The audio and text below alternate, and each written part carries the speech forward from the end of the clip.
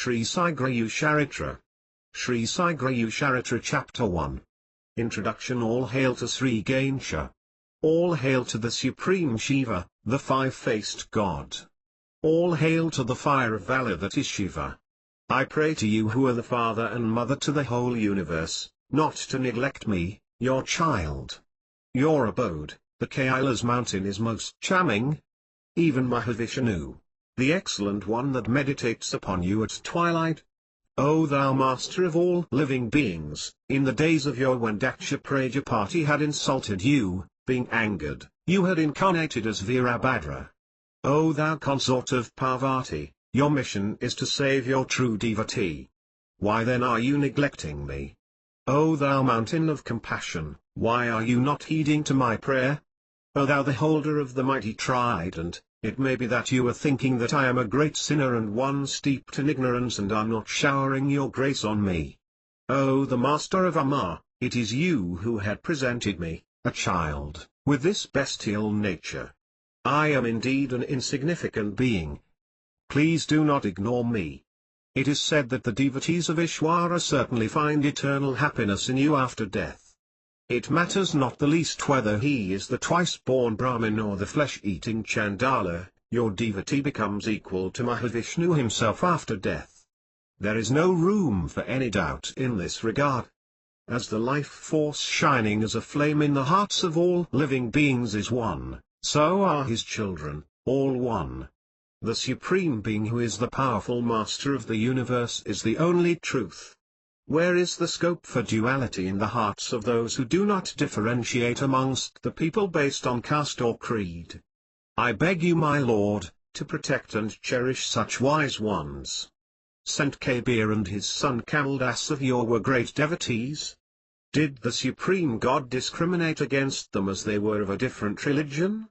Sri Panduranga is ever vigilant to see that no harm befalls those who are devoted wholly to God regardless of their malevolent planetary positions. It matters not whether they are of low or high caste, whether they are rich or poor, only those who love God with single-minded devotion and rock-like faith are the favorites of Sri Hari, the Supreme Lord. Sai Baba of Shirdi, south of the holy Godavari River, about 8 miles from Kopargan, is a poor hamlet called Shirdi. The abode of all the merit in this world. Sri Sai Baba arrived in that village one day. The people call him Baba or Sai. He is ever immersed in the bliss of the Satchidananda. No one knows his antecedents or his previous history. What can I tell you of these details when I too am as ignorant as the others are?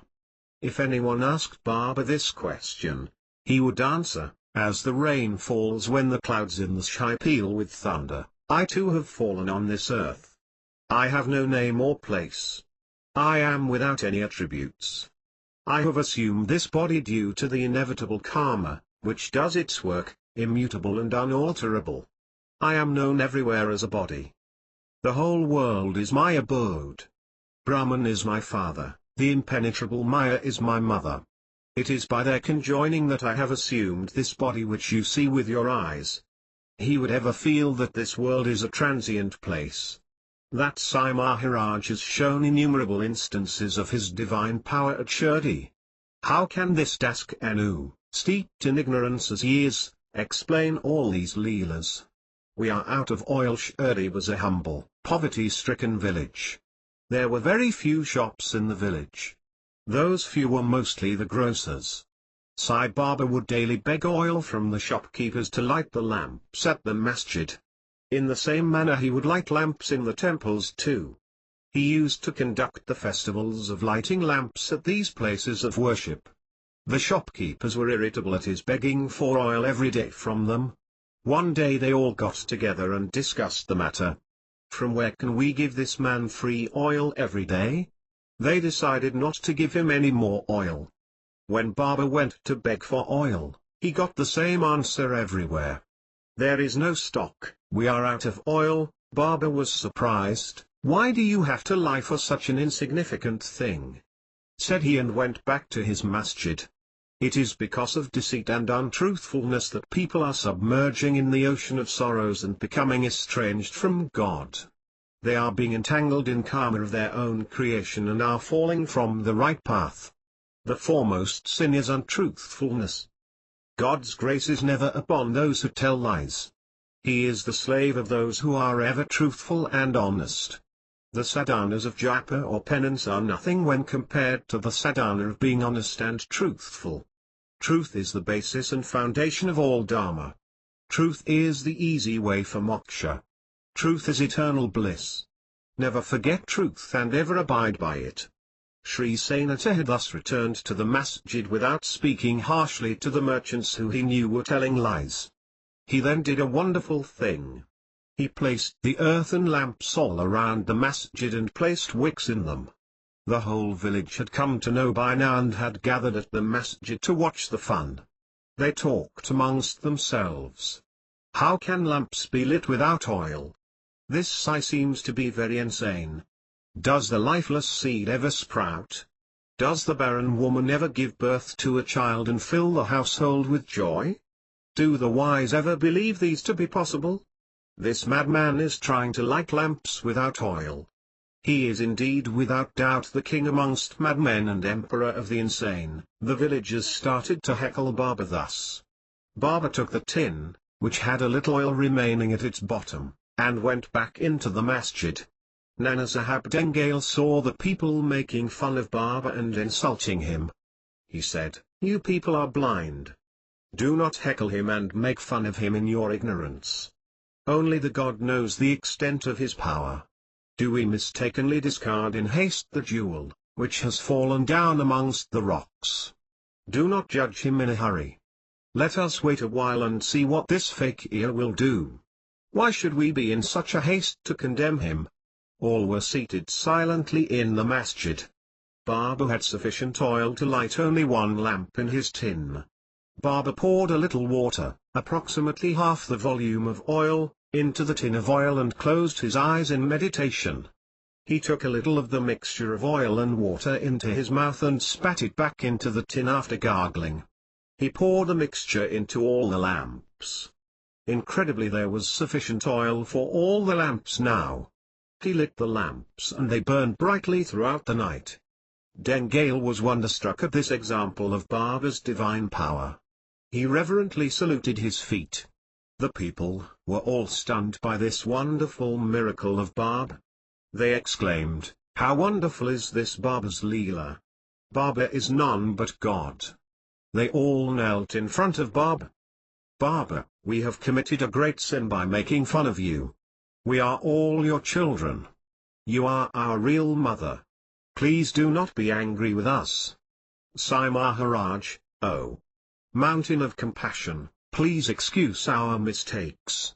You are verily the ocean of mercy, you are the effulgent sun shining in the sky of right knowledge. You are the vast sea containing all the good qualities. You are verily the mountain of peace."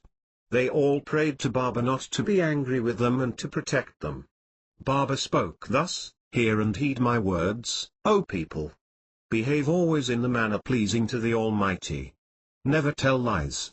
If you stick to the truth, God will be pleased and stick with you. Do not cause any hardship to anyone. Give to the poor in charity as much as you can. You will gain merit by such charity and good will happen to you. By such conduct God will be pleased with you and give you his divine vision at the end. This is the truth. Embed these words of mine in your hearts and follow them always." The people of Shirdi listened very happily to the teaching of Sri Sai Baba and went back to their homes contentedly. Baba sleeps on a plank. Sri Sai Baba is a great yogi. It is beyond my feeble intellect to describe his divine powers. Fascinated by the divine power of Baba, and his throat trembling in passionate devotion, Dengale described Baba's Leelas thus: "Baba's bed is of surpassing wonder. It is a wooden plank about a handspan in width and 4 cubits in length. He tied it to the roof beams of the masjid with torn rags of cloth. The masjid itself is in a dilapidated condition. The plastering of the walls was peeling off and falling down in chunks. The plank thus hung assumed a bow shape and all who saw it were wondering at its shape. Baba used to light lamps and keeping them on the four corners of the plank, would sleep on the plank. It was the power of his yoga that kept the bed aloft. The rags, which were used to hang the bed, were in such poor shape that it seemed they would be torn asunder at the lightest of weights placed on them. How can I describe the way Baba slept on that wondrous bed? Some people who had heard of this divine play, felt that it was false, a confidence trick. So they would come to the masjid at night to see for themselves. Gradually, the number of people increased so much that it was disturbing the peaceful atmosphere at the masjid. Baba wanted to rid himself of this unwanted intrusion and one day removed the bed and discarded it. Baba's fame had spread to the four corners of the country. People started coming for the darshan of that great Mahatma and started making vows for their weal. Shirdi became a great pilgrimage center.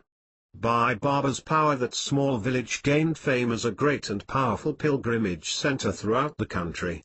As the garden soil gains repute by its flowers, as the holes made in the ear ornament gain luster by the jewels placed in them, as the cloth used to bundle gold gains respect by the gold it contains, so did Shirdi gain name and fame because of Baba.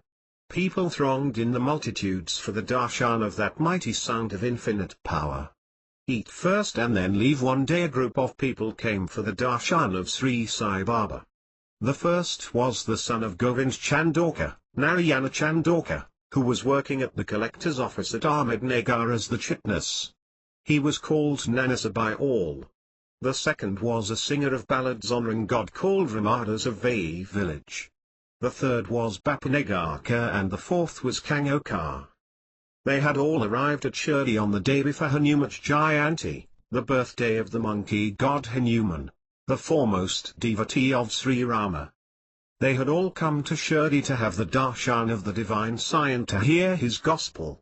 Ramadas had to sing the ballad of God on the day of Hanuman Jayanti at Ahmednagar, situated on the banks of the Sena river. He was hurrying the others of the party to leave immediately after the darshan of Sri Sai Baba. He started shouting for the cart to take them all to the railway station. Then Baba told Chandorkar, "You have your food first and only then leave." Nana did not know what to do. He took Kangokar with him and saw to the food for himself and the others of his party. Ramadas, however, was hurrying them and was insisting on leaving at once for the railway station. Bapunegarkar said, "What is your hurry?" Ramadas retorted, "I have to sing the ballad of God tomorrow at Ahmednagar. We have spent enough time with this madman. Chandorkar is well off, he has no worries about his next meal. If we do not leave now, I will be losing a lot of money. What do we gain by following this Sai Baba? I will not get even a paisa here. Let us go to the railway station immediately.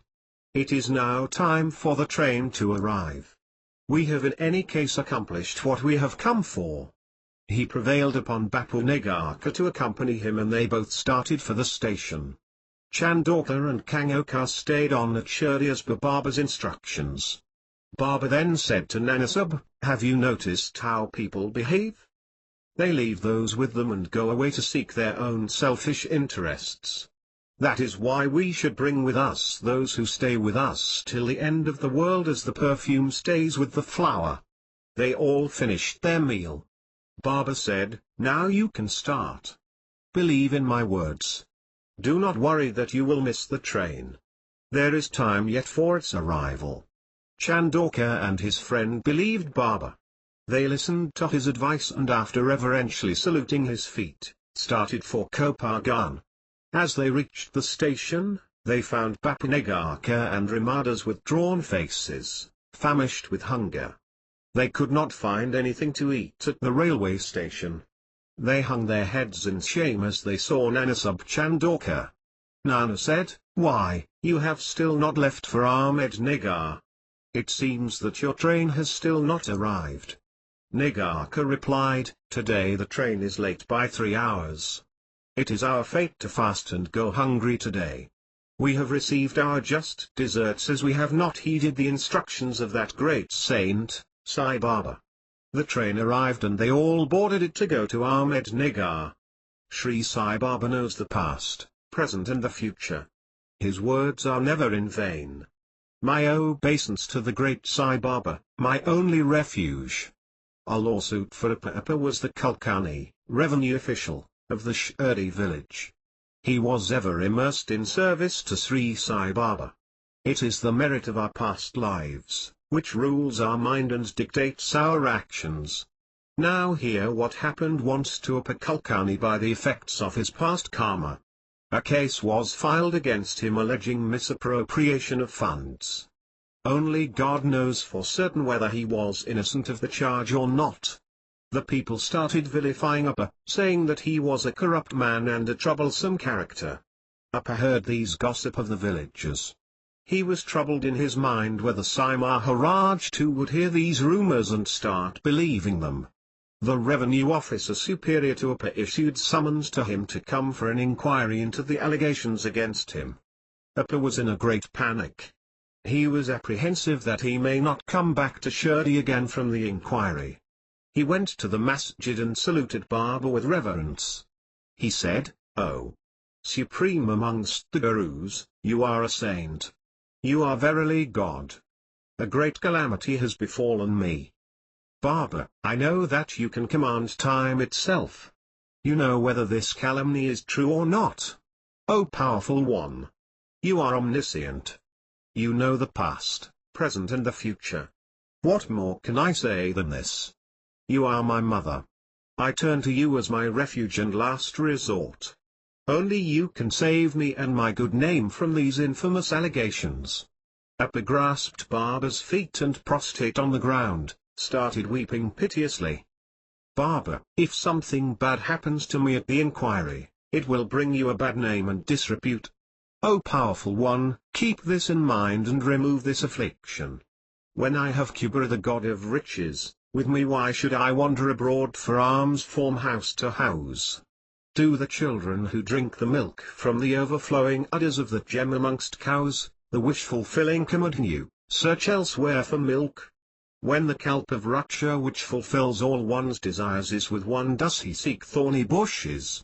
Do the fish leave the vast ocean of milk and seek refuge in mere rivulets? Baba, I have sought shelter at your lotus-like feet. You are my mother, my father, please save me from this danger. If you remove me to safety from this danger, all will laud you as the savior. On the other hand, if I am punished, it will be a black mark on your fame. Sai, please shower your kind, benevolent grace on me." Appa begged Baba piteously for his kind grace. Baba's heart melted. He said, "There is no need for you to worry any more. Have faith in me. Go from here to Niwasa village. There, on the bank of the Pravara river, the god who plays the part of the unseen director of this whole universe, has taken the form of Mohini. Go thou there. He, to whom Jnane swore had surrendered when he wrote the Bhavattha Deepika commentary on Bhagavad Gita, he who incarnated 10 times to rid this world of evil and uphold the Dharma, that Allah Ilahi has assumed form there to save these foolish people steeped in ignorance. Go thou there to him. Salute him with reverence and then go to your superior. The all-merciful Allah will protect you. Do not fear." Appa Kulkarni went to the Mohini Raj on the banks of the Pravara river and after paying obeisance went to where the inquiry was scheduled. He kept repeating the holy name of Sri Sai Baba while answering the questions of his superior. The inquiry concluded. The officer said, "It is my belief that you have been falsely accused in this case. I am of the opinion that you have not misappropriated any money. You are free to go." Appa turned towards Shirdi and danced with happiness. Appa praised Baba, "Sai Baba, thou wish-fulfilling Kalpavruksha of the devotees. Thou the protector of the devotee. Thou abode of dispassion. You have shown great kindness to me. I have succeeded by your grace. You have upheld my honor, Baba, thou great Mahatma." Appa arrived at Shirdi the next day and hurried to the masjid. He informed Baba of what all had transpired at the inquiry. Baba heard him out in silence and said, "God is the one who is the doer and the one makes us do action. He is the refuge of the true devotee. Even the impossible becomes possible by his will. Baba knows Pence's thoughts. On another occasion Baba gave a taste of his power and divine plate to Sri Narayana Krishna Pence. Pence's wife was a very pious woman and a devotee. She was very kind-hearted. She was eager to have the darshan of Baba ever since she had heard of him. One day she approached her husband and said, "Heed my plea, I have heard that the incomparable, divine Sai Baba is at Shirdi. Let us go to that purest of pure places bathed in his effulgence and have the darshan of that great soul. Let us immerse ourselves in the bliss of being near his holy feet." Pence replied, "There is no holy man at Shirdi as you claim. There is only the mad Mohammedan there. He is totally insane. He has settled there with the sole aim of cheating the whole world and relieving poor innocent people of their hard-earned wealth. Some innocent people believe that he is God. My love, heed my words, believe what I say. Do not be stubborn in your own belief. What you will get there is not ambrosia but the barren, bitter brine of the salt pan. Can one get gold from base tin? Do not fall into the trap of that mad fakir. He is a mere beggar who begs alms from the houses of Shirdi to fill his stomach." Pence's wife was deeply troubled hearing these blasphemous words of her husband. She was eagerly awaiting her turn to have the darshan of that great Mahatma. When, oh when can I have the great good fortune of seeing the lotus-like feet of that gem amongst saints, wondered Pence's wife. Once Pence was to go on an official tour and had taken his wife along. They came to Shirdi on the tour. As Pence was engaged in government work, his wife was free to do as she pleased in Shirdi. She eagerly went to the masjid and prostrated in front of Baba, that most compassionate saint. She placed her head on his feet, the feet that are the succor and refuge to all devotees.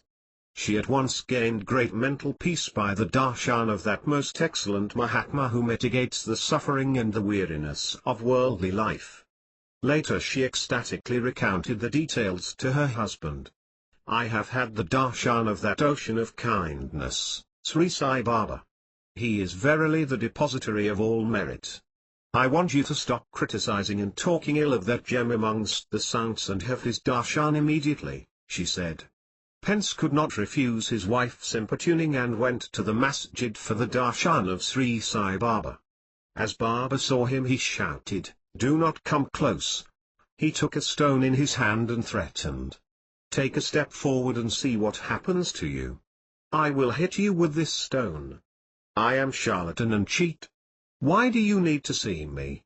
I am a low caste, and madman and a Mohammedan to boot. You are a great Brahmin of the highest class.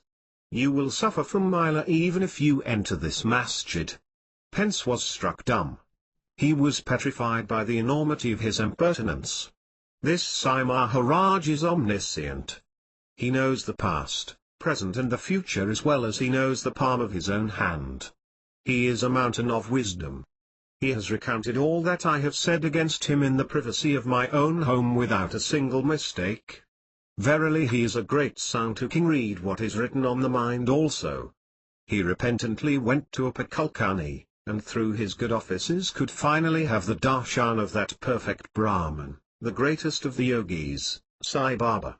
Apa's death predicted. Let the devotees now pay attention to what happened a few days later. Baba one day told Apa, "Some thieves have entered our village. They are not ordinary thieves. Their methods are entirely different. They enter each house and examine it minutely. They only steal the most valuable things from each house. They are such experts in their vocation that one does not even realize that a theft has happened in one's house. They will first come to your house. You go to your house and see to its security." Apa could not understand Baba's words or their inner meaning. He hired some people to guard his house and he to join them standing guard low that night. An hour or so after nightfall, Apa started vomiting and had diarrhea. He was afflicted with that dreadful disease, cholera. His body lost its temperature and he started twisting in agony. His eyes lost focus and protruded. His pulse was not palpable. The villagers saw the condition of Appa and were saddened, losing all hope of his survival. Appa's wife, fearing the imminent death of Appa, ran at once to the masjid, to that mountain of kindness and the sole refuge of all in this world. She fell on the Baba's feet and pleaded with tears streaming from her eyes, "Baba, my husband is in the last stages of his life, please give my husband samudi along with your blessings. It will save my husband and bring him back from the doors of imminent death. Please save me from wretched widowhood." Baba said, "O mother, do not cry. All those who are born have to die, someday or the other. To be born, to live and to die are all decided by the Almighty. He is in everything and everywhere. It is not in our hands to change His plans. Who is it that is born? Who is it that dies? Get hold of yourself and examine this with dispassion and true knowledge. You will also realize the truth. If the cloth we wear is torn, we throw it aside. We lose whatever liking we had for it too. The all-merciful God has covered the ever-living soul with this cloth of a body. That soul is the ever-living, infinite, indivisible, attribute-less, formless God. Do not show love for the worn-out cloth of the body of Appa and try to protect it by applying udi to it. Do not come in Appa's way and cause him harm. Let him reach his destination as per his destiny. As I have been talking to you here, he has already left behind the worn-out cloth of his body. Do not interfere any more. Appa will achieve salvation. You will not be able to see it with your worldly eye. Let whatever happens happen." Baba consoled her thus and she went home reconciled to Appa's death. By the time she reached home, Appa was dead. The next day 2 or 3 more people died in the village of cholera. The villagers were all terrified by this scourge and went to Baba, who was their sole refuge. They prayed to him, "Baba, cholera is dancing her dance of death in the village. Do something and get her out of the village. What is the use of having you here if we are all to die by cholera?" Baba replied, 7 people have to die in the village. After that cholera will go away from here. This turned out to be literally true. 7 people died at Shirdi due to cholera. No further deaths occurred. How wonderful is Baba's knowledge! What he says will happen. I will now tell you what happened later. You, the audience, are generous people, you are wisdom personified. I am but a child in front of you and you are most generously and lovingly listening to my prattle. Please listen to what I will tell you next with a good and tolerant heart. The haystack of the Marwari Kondya, Kondaji, was an ardent devotee of Baba. Baba once told him, "Your haystack at the Kalwadi, the joint place where all the hay of the villagers is stocked, has caught fire. Go and extinguish it and come." Kondya was worried and ran to the Kalwadi. He returned and said, "Baba, you made me run to that place unnecessarily in this burning sun. The only things burnt are my feet from running there in this hot sun. There is nothing burning there as you said." Baba retorted, "I never utter an untruth. Go and see your haystack again." Kondya turned back to look in the direction of the Kalwadi and saw smoke arising from there. He ran there in panic and saw his stack, which was in the middle of all the stacks, burning. It was midsummer. The noontime sun was burning down fiercely with its unkind rays. The wind was blowing with great speed, breaking trees, and it looked as if some disaster was looming. The flames of the burning haystack were leaping skywards as if to join the sun. All the villagers came running to Baba in great distress and fell on his feet. They started weeping. "Baba, O thou ocean of mercy, what is our fate now? The Kalwadi is burning.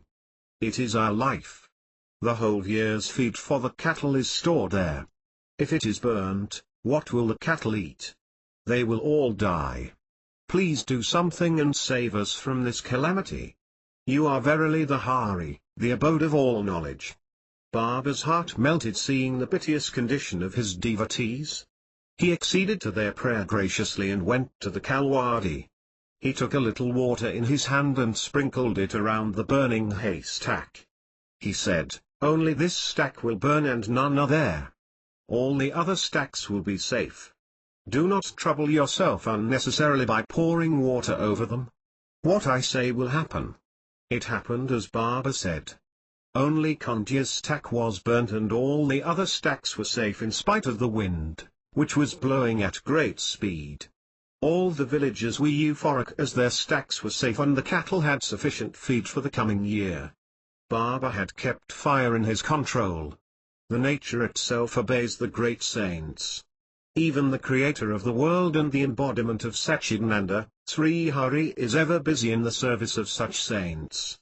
On one evening, Nanasab Chandorkar, who was a Tehsildar, a district official in India in charge of revenues and taxation, by then, had come to Shirdi along with a group for the darshan of Sri Sai Baba.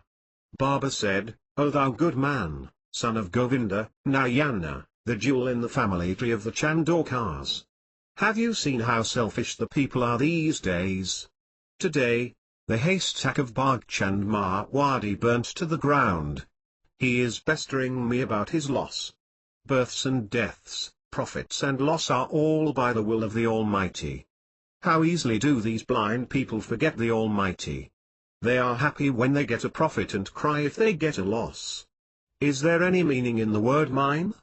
We assume that the haystack is his. But in truth, it is to sustain the cattle by feeding them. It is propagated by the seed, which falls to the ground. After the seed is put in the ground, the clouds release rain, which make it bud. The sun by its gentle rays gives it life and nurtures its growth. The true owners of the seed are those that nourish it, the earth, the rain and the sun. However, these ignorant people boast that it is theirs. By the intensity of the heat of the sun, it caught fire and the fire ate up the hay. The earth suffered the heat patiently. The clouds were unaware of all this. They are like the children of pride. They delight in the evanescent beauty of the lightning and as the foolish lover enmeshed in the beauty of women, have no eyes for good or bad which happens to the others. As the clouds were looking on heedlessly, the sun seized his opportunity and burnt the haystack. The earth gave shelter to the ashes as it had given shelter to the seed or the hay with the same equal eye on all.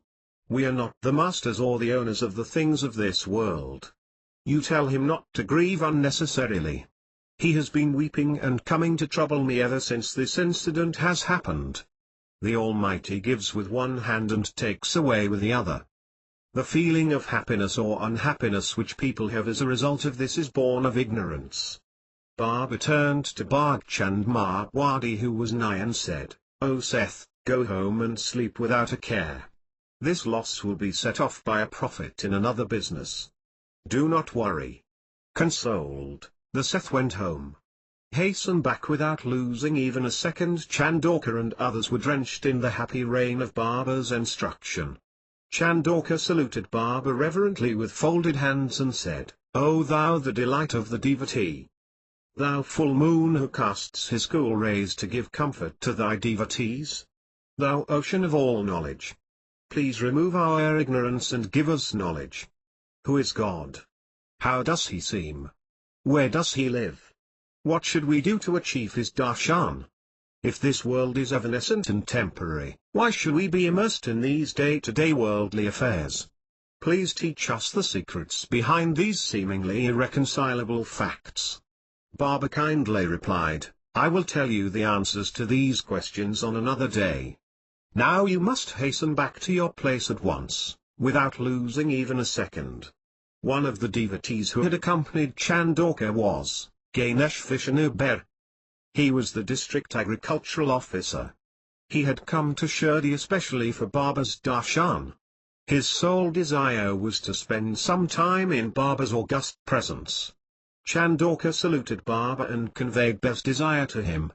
Baba said, "Whatever be the reason for your coming here, you must leave at once. Do not tarry a second. Do not waste any more time. Go post haste to Kopargan in a horse cart for your train." Chandorkar and Bear had full faith in Baba's words. They left immediately for Kopargan in a horse cart. They hurried the driver of the cart and asked him to drive the horse faster so as to obey Baba's instructions to the letter. On the way, They passed another horse cart wending its way at a leisurely pace. The occupants cried out, "What is your hurry? Relax and let the horse go a little slowly. There is plenty of time for the train. Do not run like a deer trying to escape a tiger." Bear did not pay any attention to this but asked his cartman to drive the horse even faster. Chandauka and Bear soon crossed the Godavari River and reached the railway station. They later came to know that the horse cart, which was coming slowly behind them, was waylaid by highway robbers. Not only did they lose their money but had suffered injuries too as they were beaten by the thugs. The police too had inquired into the matter. Bear was thankful to Baba on hearing this news. He prayed in his mind, "O Sadhguru, you have saved me, your child. Now I understood why you hurried us and made us leave immediately." He mentally thanked Baba wholeheartedly for saving him from harm. Hari Pant is childless. There was a Brahmin of the Vasishta Gotra in Pune. His hair had whitened with age. He was rich, of the landed class. He was also of a kindly disposition. He was spiritually inclined and performed his puja regularly with all due ceremony. He was a worshipper of fire and used to daily worship it. His name was Hari Pant. His wife died suddenly. He was worried as to how he was going to do the fire worship without his wife. He did not have any children too. His estate was vast. But he did not wish to marry again as he had crossed 50 years of age. Please marry again. If you try and search for a good girl you will find one. By the dint of sincere effort one can find even God, say the Shastras, said the villagers to him. Hari Pant also was intrigued by the idea but did not make serious efforts to search for a bride for his second marriage. To grow a crop without water, to have progeny without a wife, how are they possible? Rude Hari Pant. He used to tell all who visited him, "If my prayers fructify and Baba blesses me, I will marry a girl with good qualities. Let the people laugh if they wish at me. I have crossed 50 years of age. I am not certain that I will get a child even if I marry at this age. Even them, I will definitely marry and get progeny if Baba once blesses me." Once that Brahmin went to Shirdi and had the darshan of Sri Sai Baba. Baba said, "O Hari, you are indeed a fortunate man. Marry soon. You will get a male child by the grace of that kind Almighty. Your wishes will come true. Do not doubt or hesitate. That Bholanath, the god with the trident as his weapon, that god with the moon as an ornament on his head, that Almighty is by your side protecting you." Everyone was happy at Baba's words. They said, "It is a good augury for Hari Pant that he got Baba's blessings." Hari Pant said, "If the astrologers to agree, I will marry immediately." He left for his village. The astrologers too agreed that as per the planetary positions and his birth star the time was propitious for him to marry. He got married as Baba had instructed. By Baba's grace, even the long-dead log of wood, fit only for the fire, will again bud and blossom forth. The millet has grown to knee length. If Baba's grace falls in the shape of sufficient rain and under the benign influence of a gentle wind, will the crop not give a good yield? Hari Pant, the orthodox Brahmin, gained full belief in Baba. He saluted the most powerful Baba with reverence and gratitude. Baba is a mountain of mercy. He is the full moon shining gloriously in the sky of pure knowledge. He is the wish-fulfilling Chintamani, who grants whatever the devotee wishes for. By the regular remembrance of his holy feet, all dangers and troubles vanish. Do not forget Baba even in your dreams. You will obtain his grace fully. All weal will be yours. That kind Baba will clasp us all to his heart with an embrace of pure love. Who diligently reads this history of Sri Sai Baba with love, daily will be protected by the Almighty Lord. This is the truth. The next chapter is very serious, grave and critical. It teaches the essence of the three types of prashata. You will obtain all the prashatas by the serious reading and following of the guidelines set in that chapter. Please listen to the childlike speech of Das Anu and kneel in reverence in front of Sri Sai Baba. All your desires will be fulfilled by that great Mahatma. Das Anu is singing this song from Bhakti Lamrit, giving you the details of Baba's history without seeking any personal gain. This history is holy. The sins of those who study it are destroyed. The Almighty God will always be by their side to protect and cherish them.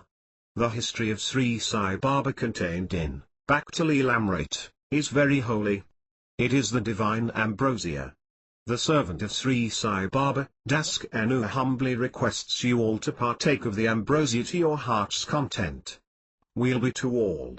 This is the end of the chapter 31 of Bhakti Lamrit, written by Das Anu Maharaj. Chapter 2. How to achieve realization. My obeisance to Sri Ganesha. O thou embodiment of pure consciousness! O thou master of universe!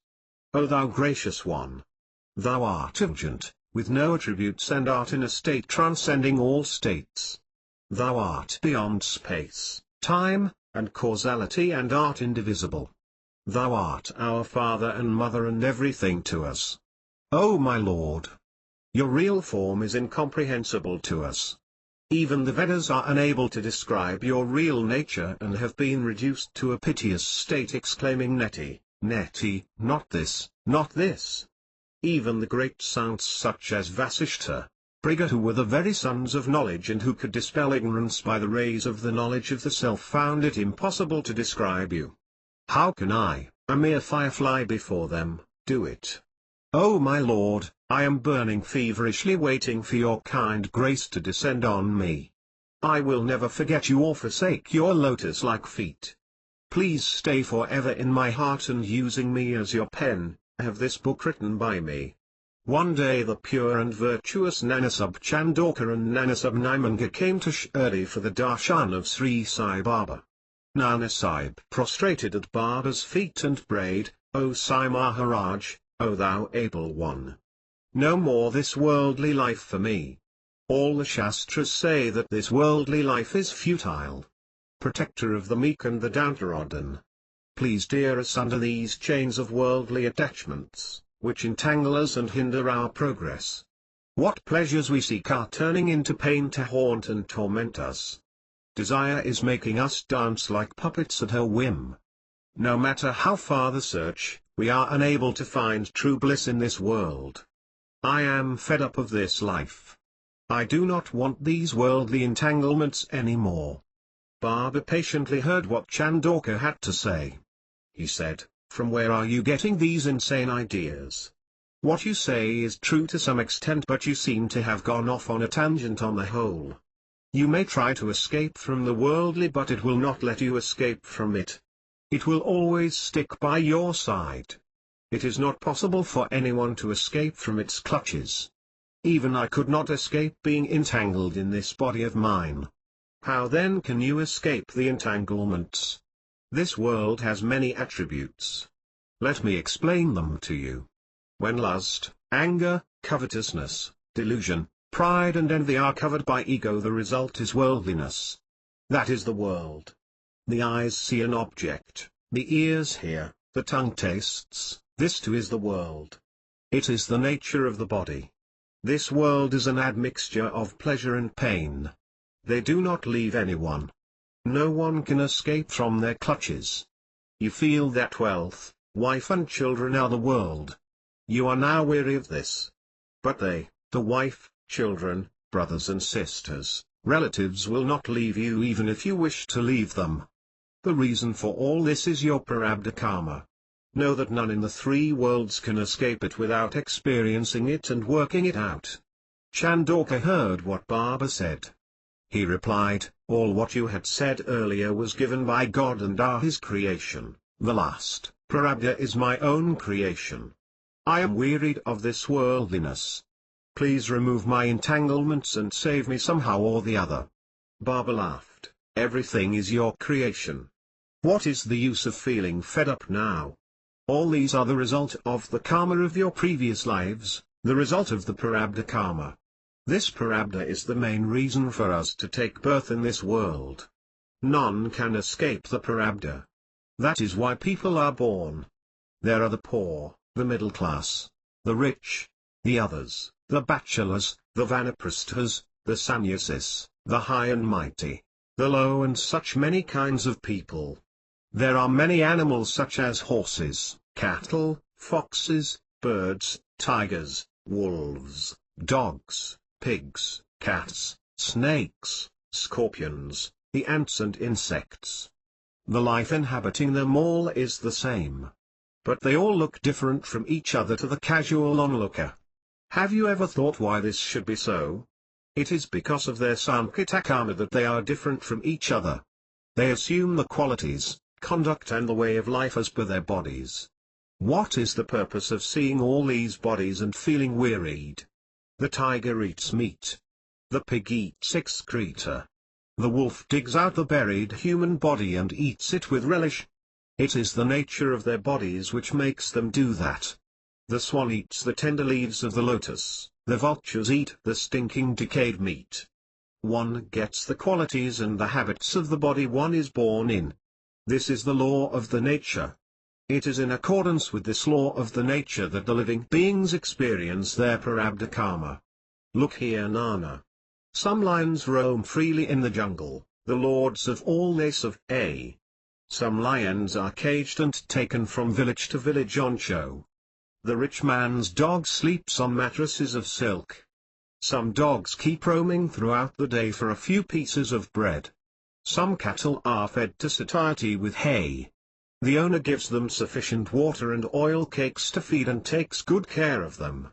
Some cattle keep roaming throughout the day, hungry for food. They do not even get a few stalks of grass to eat and have to nose about the rubbish. The main reason for these differences is the prarabdha karma. None can escape it without experiencing it to the full. It is the reason for the prosperity of the rich and the poverty of the poor. None can escape its writ without undergoing the full course. What law applies to animals applies to humans too. One is rich, the other poor, one is prosperous, the other in the clutches of wretched poverty. One is an orphan who has to beg for alms. One moves like a prince on horseback. One enjoys all the luxuries of life in kingly mansions. One has nothing to call his own and sleeps naked on the bare ground, the sky itself his roof. Some have progeny. Some have progeny, but they all die. Some women are barren and bear no children. Some women go to much trouble for the sake of bearing children. As Baba was saying this, Nana folded his hands in obeisance and said, Baba, why then do we have happiness and sorrow?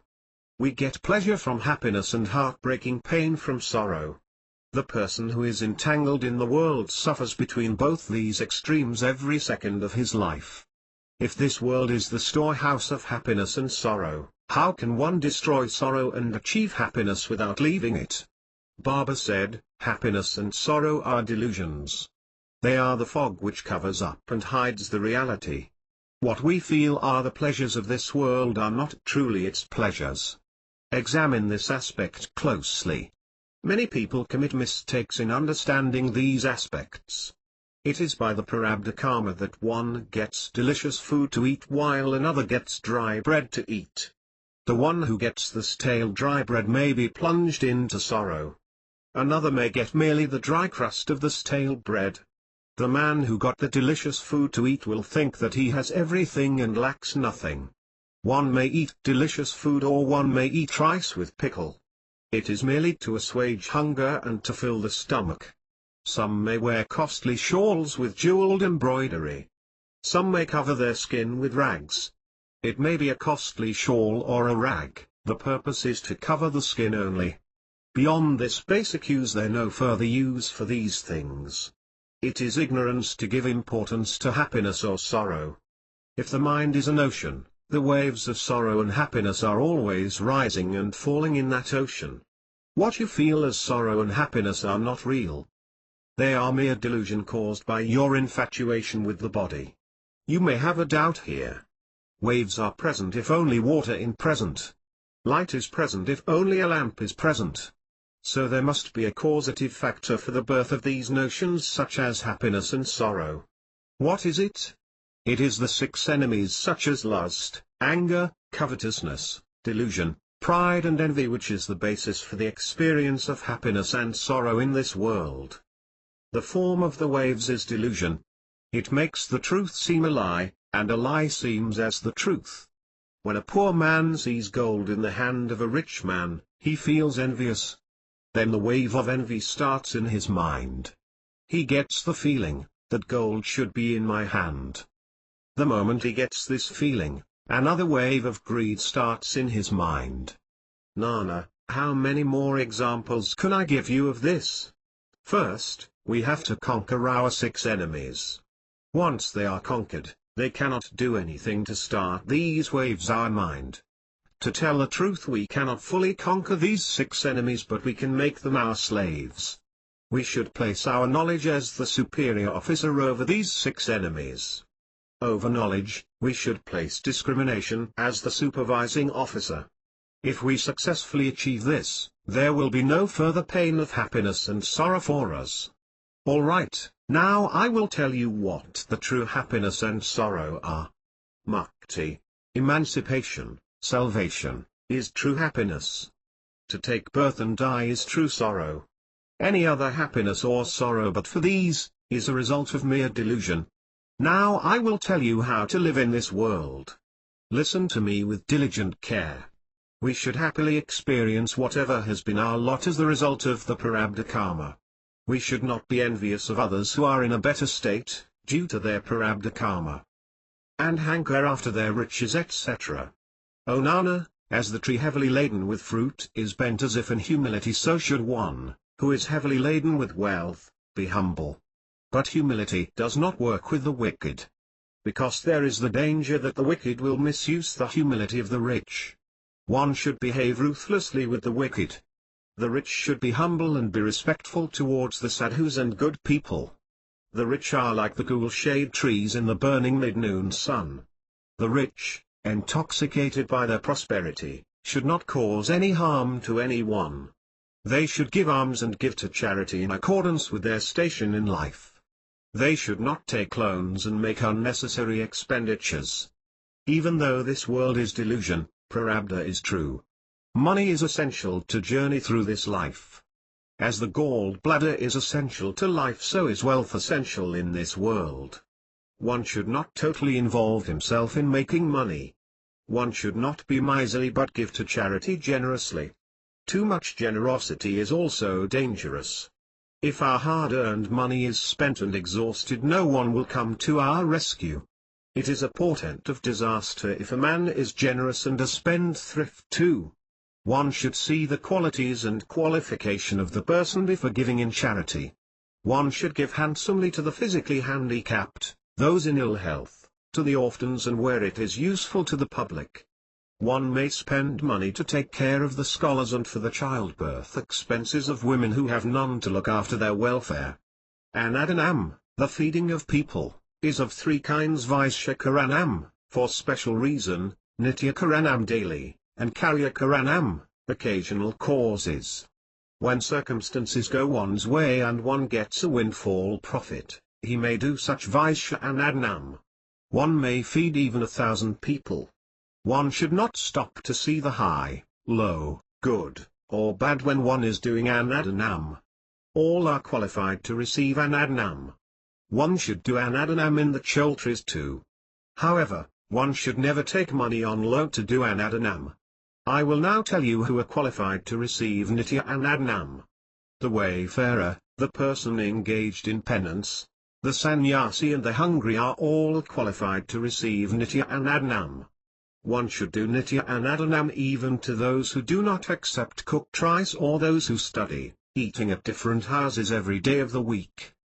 The karya anadan is done on occasions such as marriage, the thread ceremony and other such ceremonial occasions. On such occasion, one should liberally feed friends, well-wishers, relatives, and those of one's gotra. I have now explained to you the various anadanams and who are qualified to revive it. The regulations regarding Vastradan, the gift of apparel, are the same. Do not forget these regulations. One should try to ameliorate the sorrow of others. One should not misuse one's power or the wealth one has. One should not accept graft when one is in the seat of justice and do wrong. One should complete any given task in an excellent manner. One should not dress ostentatiously but only as much as demanded by modesty. One should not wear excess makeup or go for excessive decoration of one's person. Do not insult anyone. Recognize the wicked, keep them in mind and be wary of them. The wife, children, the servants have all come to us by Prarabdha. Be courteous and loving towards them. Never assume for a moment that they are your people. That will add to further entanglement, further Prarabdha karma and more births and deaths. We should try to experience and finish the Prarabdha in this life only. We should try not to have anything left over to take with us when we die. Whatever we get is a result of Prarabdha. The friends, relatives, wife and children all are limited only to this particular life. Each person and his relationship to you are limited only to this life. Who knows who will be entangled with you in your forthcoming birth? It is our vasanas, proclivities, which keep us entangled forever without letting go of us. It is the vasanas which are the seedbed of the next birth. That is why, if one does not increase his infatuation with the own karma, one would gain immeasurably in the hereafter. One stays for a day or two in one chol tree and then moves on towards his destination without forming my association or infatuation with it. In the same manner, one should look upon this world as a chol tree and not form any attachments. Thus, one should continue to do one's duty and recognize and revere the Almighty that is the form of Satchidananda, existence, knowledge and bliss. He is the one who causes one's son and another's son to be born. But the responsibility of looking after one's son is one's own. It is necessary to earn money and keep it for the sake of looking after one's own. But one should never have the feeling, I am saving money, I am keeping it for them, I am looking after them. One should do one's duty and present the result as well as the feeling of being the doer to the Almighty and be untouched by it all. One should use one's knowledge to seek to know the good and bad about everything. One should be able to accept the good and leave the bad. Try to do good works and complete them ably with determination. One should live in such a manner that one's fame lives on in this world even after one's death. One should perform one's duty without harboring the feeling I am the doer. This is prashata. How much more can I tell you of this? The ego felt by the feeling I am the doer should be offered to God. When one gets just reward for one's labors, one should be humble. As long as one is alive, one should take care of the body. But it is a waste of time to think of or worry about death. This body is on loan to you from the Panchabhutas, sky, wind, fire, water and earth. As life leaves it, the body returns to Panchabhutas. The air joins air. The energy joins the energy. The Panchabhutas go where they came from. The body is a part of the earth. It is futile to cry for it when it dies. In the same manner, it is futile to feel happy at birth. One should be content thinking that it is but the law of nature. The earth shelters the seed. The clouds rain water. The plants are born by sun's light. Does the earth, clouds, or sun dance with joy at the sight of the plants sprouting? Let the plant become a great tree or let it die as a sapling, the earth or clouds or the sun neither express happiness nor sadness. In the same way, the wise are beyond these feeling of happiness or sadness. We should also be like that. Where then, is the scope for happiness or sorrow? Oh, scion of the Chandaka family! It is mukti or liberation to have equally neutral feelings about happiness or sorrow. I will tell you the rest of the story later. Now you continue to do your duty. Nanasub Chandaka heard the words of wisdom which fell pearl-like from the lips of Baba. He prostrated at his feet and embraced them eagerly as the child does his mother. His eyes filled with tears, his body hair stood on end showing extreme passion of devotion. He said, O Perfect One! You have saved me. By the rain of your teaching you have rid me of the dust of ignorance completely. How can I forget this good turn you have done me? Nana Subnimanka was also by and enjoyed being immersed in the bliss of Baba's teaching. They both paid obeisance to Baba and returned home. The devotees who daily read these sentences with devotion and faith will not suffer from the troubles of this world. The teachings contained in Bhakti-Lamrit are verily a rain of Sadguru's teachings. It is Daskanu's desire that all of you are drenched fully in that rain and gain full benefit from it. Here completes the 32nd chapter of Bhakti-Lamrit written by Daskanu Maharaj. Notes and references. Did Baba ever teach thus? It is natural to the readers of the 32nd and the 33rd chapters of Bhakti-Lamrit written by Daskanu Maharaj to have a doubt whether Baba ever made such long-winded speeches. Baba never made any such speeches about spirituality. It was his manner to seize the moment to teach in small sentences and words the wonderful truths of spirituality. Some of his teachings are available to us in the form of aphorisms. He never explained the spiritual truths in the style as was shown in these chapters. What about the teachings contained in these chapters? Daskanu gave the explanation himself on another occasion. The teachings I have attributed to Baba as having been told to Nanasub Chandorkar is not a verbatim transcription. Nana told me of some spiritual truths revealed to him by Baba. I used my imagination to enlarge and expound upon these matters. Baba had merely taught the essence. It is therefore evident that the long passages attributed to Baba in Daskanu's books or in later histories of Baba are not verbatim transcripts of his teachings. A detailed explanation of this aspect may be seen in the introduction to this book in page written by Pujyasri son of Huni Sarat Babuji. About Karma, continued. All hail to Sri Ganesha. Ganesha. Thou art beyond the Trigunas. Thou art also the embodiment of the Trigunas. Thou art filling all the corners of this world. Thou art also beyond the confines of this world. Thou art the embodiment of existence, knowledge, bliss. Thou art the start of all activity. Thou art the creator of sound, and also the embodiment of sound. O able one! Thou art the one who talks and who makes us talk. Without thy kind grace, if I try to say anything, I am struck dumb. Thou the embodiment of all auspiciousness.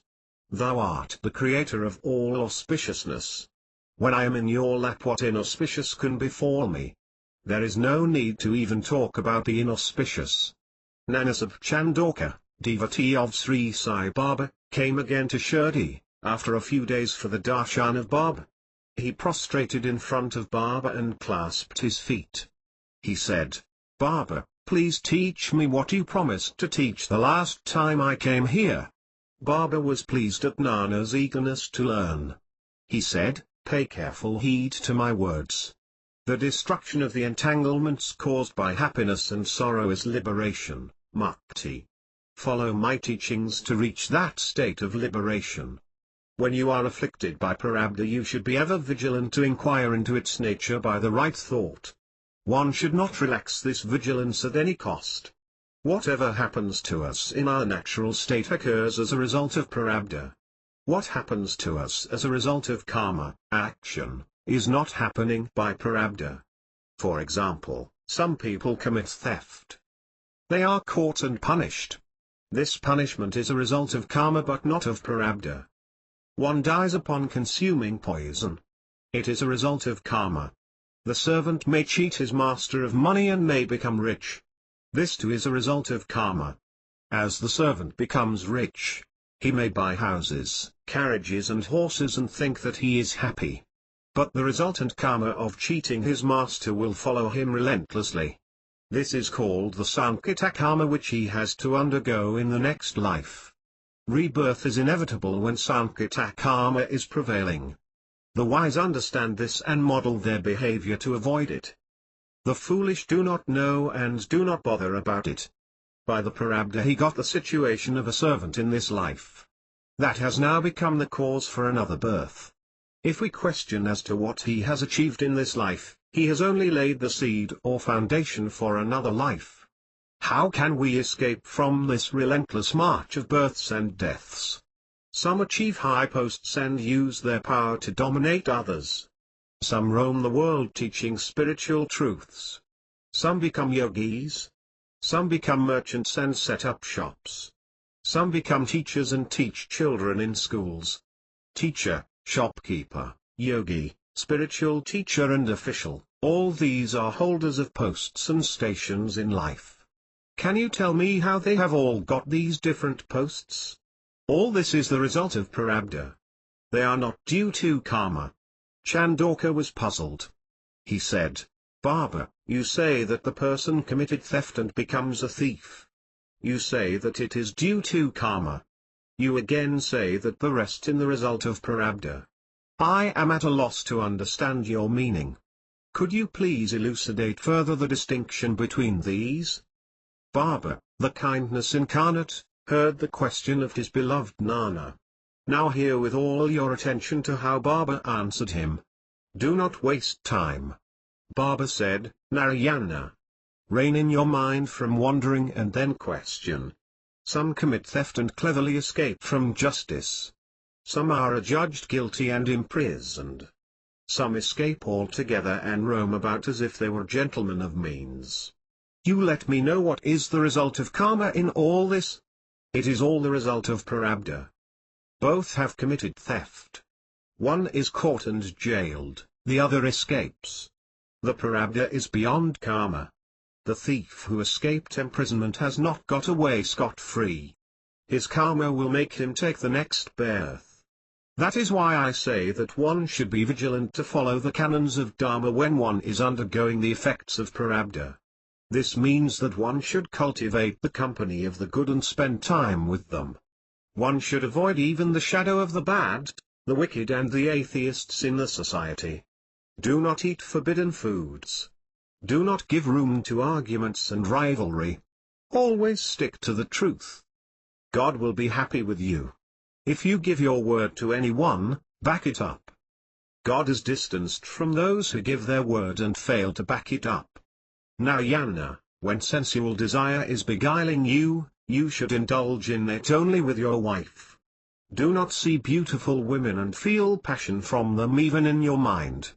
Do not be too desirous of even your own wife. Do not be over-sensual. Those who are slaves to the frailty of the sensual do not achieve salvation. This frailty of sensual desire is very strong. It does not let our mind stay in peace. Of the 6 enemies to us, this is the strongest. So one should yoke a restraint called discrimination and wisdom to it and keep it under control. We should not become a slave to it. Those who conduct themselves thus are the wise of this world. When one is experiencing the result of the prarabdha, one should use the 6 enemies to salvation in moderation only. One should forever keep chanting the holy name of the Almighty. One should not let one's mind wander towards sinful activities. One should be eager for salvation and emancipation from this cycle of birth and death. One should repent of sin, recanting from such life, turn the mind towards the spiritual, and try to make the Almighty his own. One should not give place to pride. One should listen to the stories of the holy persons and saints. One should respect and take care of the wise with a pure heart. One should give due respect and take good care of one's parents. One should respect one's mother with the respect due 1,000 holy places of pilgrimage and respect one's father as a god. Such people are deserving of respect by all. One should love one's brothers and sisters and treat all with impartiality. One should love one's wife but should not be under her control. Take her advice regarding the running of the household as far as it is practical. Do not show any differentiation between your son and daughter-in-law. Do not enter their presence when they are alone. Do not engage in horseplay or joking with the children. Limit those activities to your friends. Do not show a spirit of equality with your servants. Do not engage in giving or obtaining dowry. Do not marry your daughter to an old man seeing his money or his status. The son-in-law should be well suited to your daughter. This is the Dharma pertaining to men. Those who know this and conduct their life accordingly will not be entangled in the worldly. The woman should be modest and humble. She should not display her body immodestly. She should not talk to visitors alone when her family members are not present. Even if the visitor is her own brother, she should not talk to him alone. The position of the woman in the house is a matter of great delicacy. As the goat is a food for the fox, so is the woman a food for the sinful.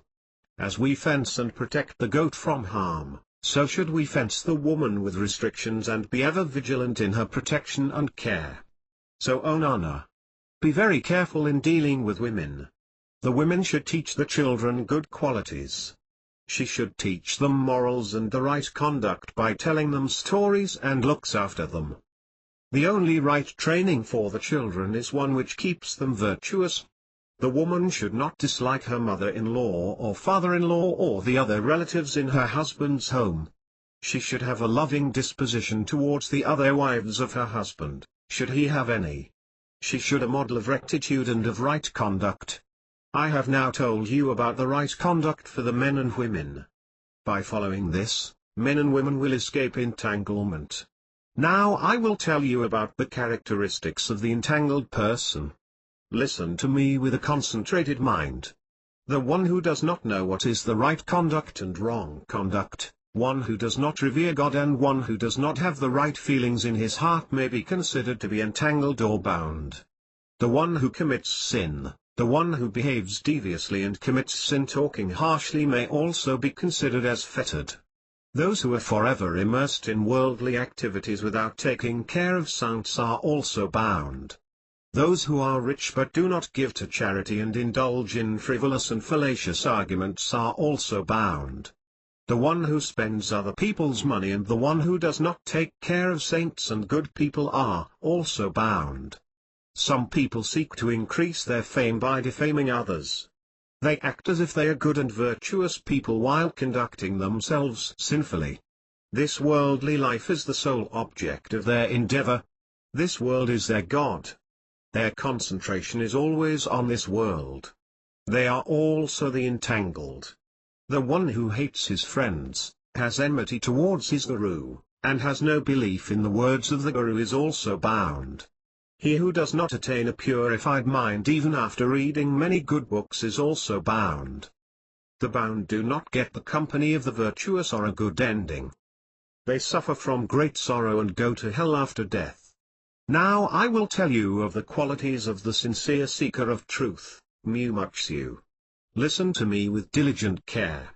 He who hates his state of entanglement, who is ever thinking to remove his bad qualities by right thought and is ever burning with eagerness and working hard for the darshan of the Almighty, is a Mumukshu. He who is interested in the company of the virtuous or satsang and hates this world as being of no account is a Mumukshu. He who lives the life granted to him by Prarabdha with no discontent is a Mumukshu.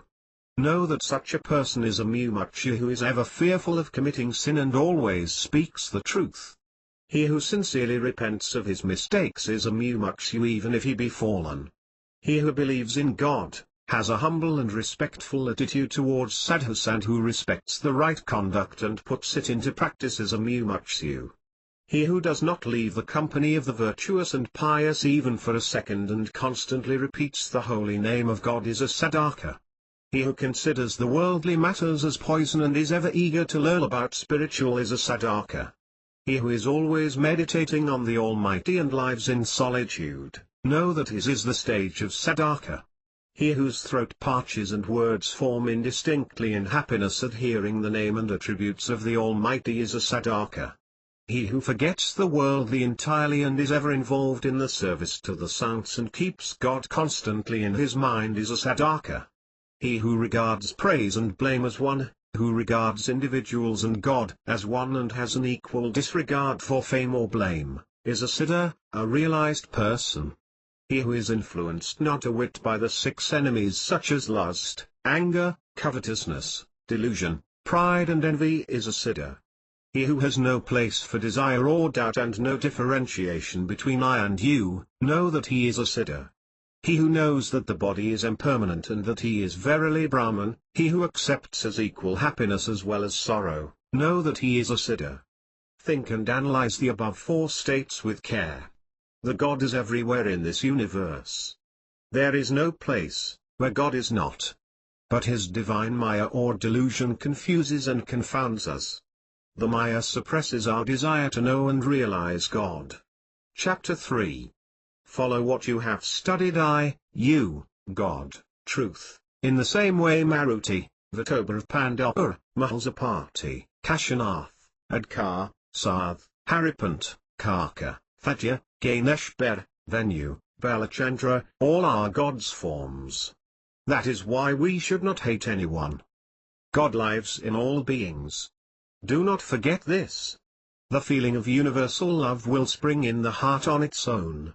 Once that feeling prevails in the heart, one can achieve everything. Till such time one should try to keep his mind steady under control. As the fly revolves around the fire and goes away, so does the mind go everywhere but runs away on seeking Brahman. Unless we concentrate the mind on Brahman, we cannot escape the cycle of births and deaths. Narayana, we must first escape from all this. We can have no better opportunity to do this than this birth in human form. This birth as a human presents us with an invaluable chance.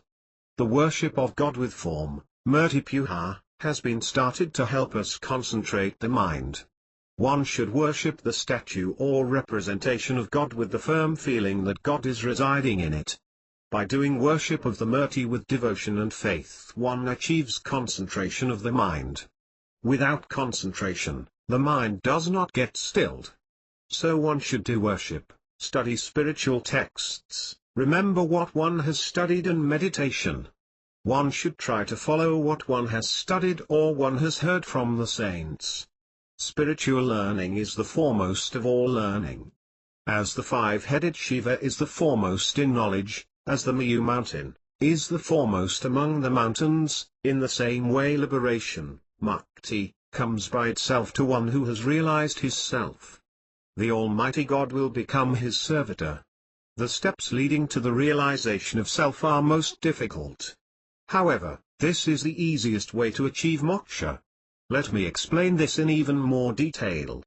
You, Maruti, Haripant, Ber, Karka, Thatya and the others are all following this path. Surrender wholeheartedly to God, keeping in mind what I have told you and Nimanka earlier. Visit and have the darshan of Mahatmas frequently. One should follow the moral way of life punctiliously and do only those actions which brings merit. By such conduct your heart will be pure at the end of your time. Do not be deluded at your end by increasing your love or being infatuated by any person or object. Call upon God with a mind stilled in concentration. Meditate upon your Ishta.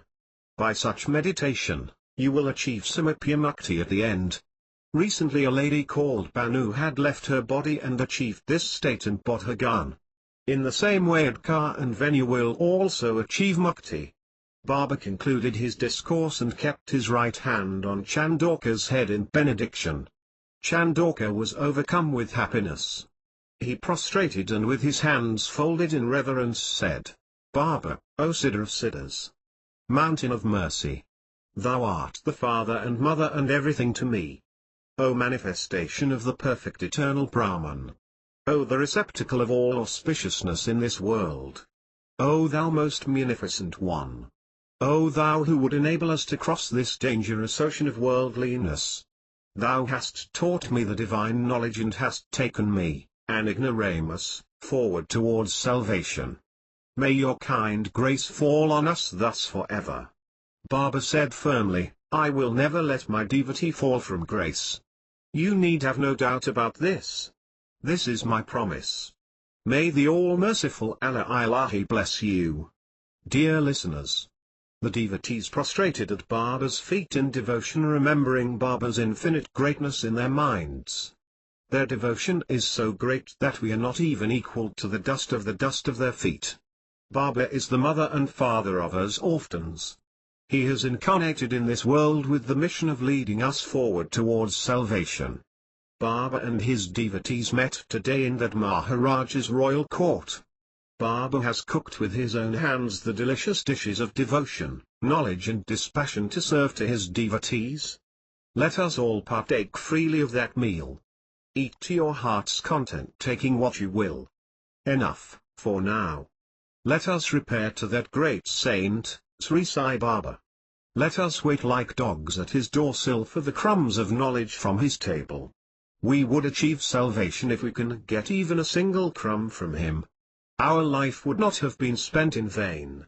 Come, we may not get such a chance again. The merit of 1,000 yajnas is obtainable here. May all those who reverently read this chapter, or those who listened to it with concentration even once, achieve salvation.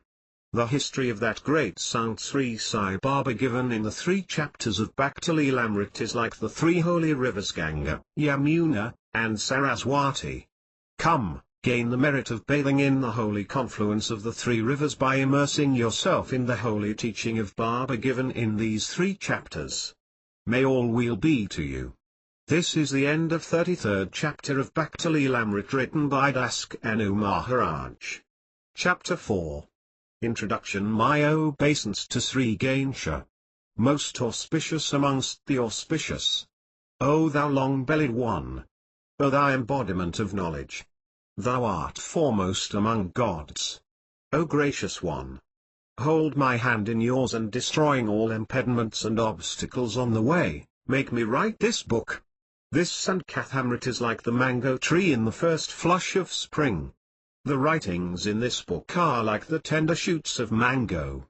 The teachings contained herein are the delicious mangoes which adorn the branches. Come eat them to your heart's content. If this book be the sacred lake Manas at the feet of Kailas, the abode of that 5-headed Shiva, the contents are the pure water of that lake. The sacred lotus born in those pure waters is this Sankathamrit. Sri Sai Baba's teachings flow from that lotus like the pure and delicious nectar. Come have your fill of the nectar. In the 31st, 32nd and 33rd chapters of the Bhakti-Lilamrit I have told you about Sri Sai Baba. He is the Kalpavriksha which grants all that his devotees seek. He is most munificent. He is a vast ocean of mercy.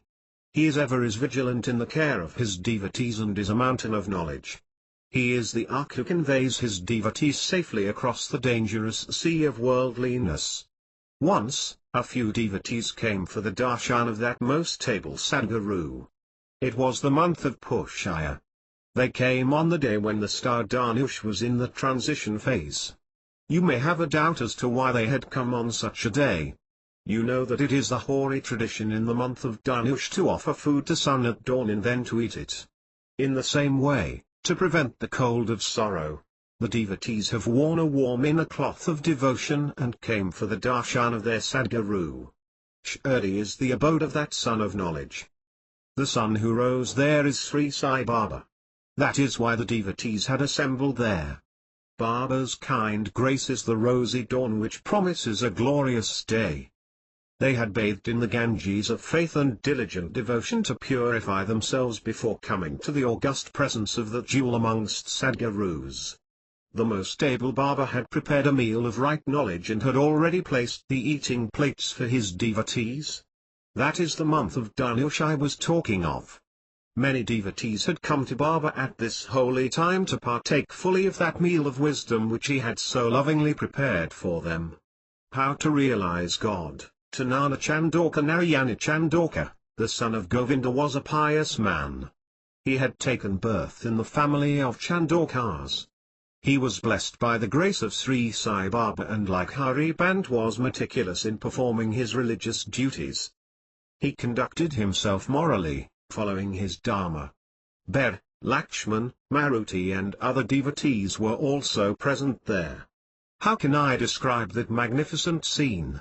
All were seated in the masjid looking at Baba to their heart's content, as a child lovingly gazes at his mother when they meet, after she had been gone for a long time.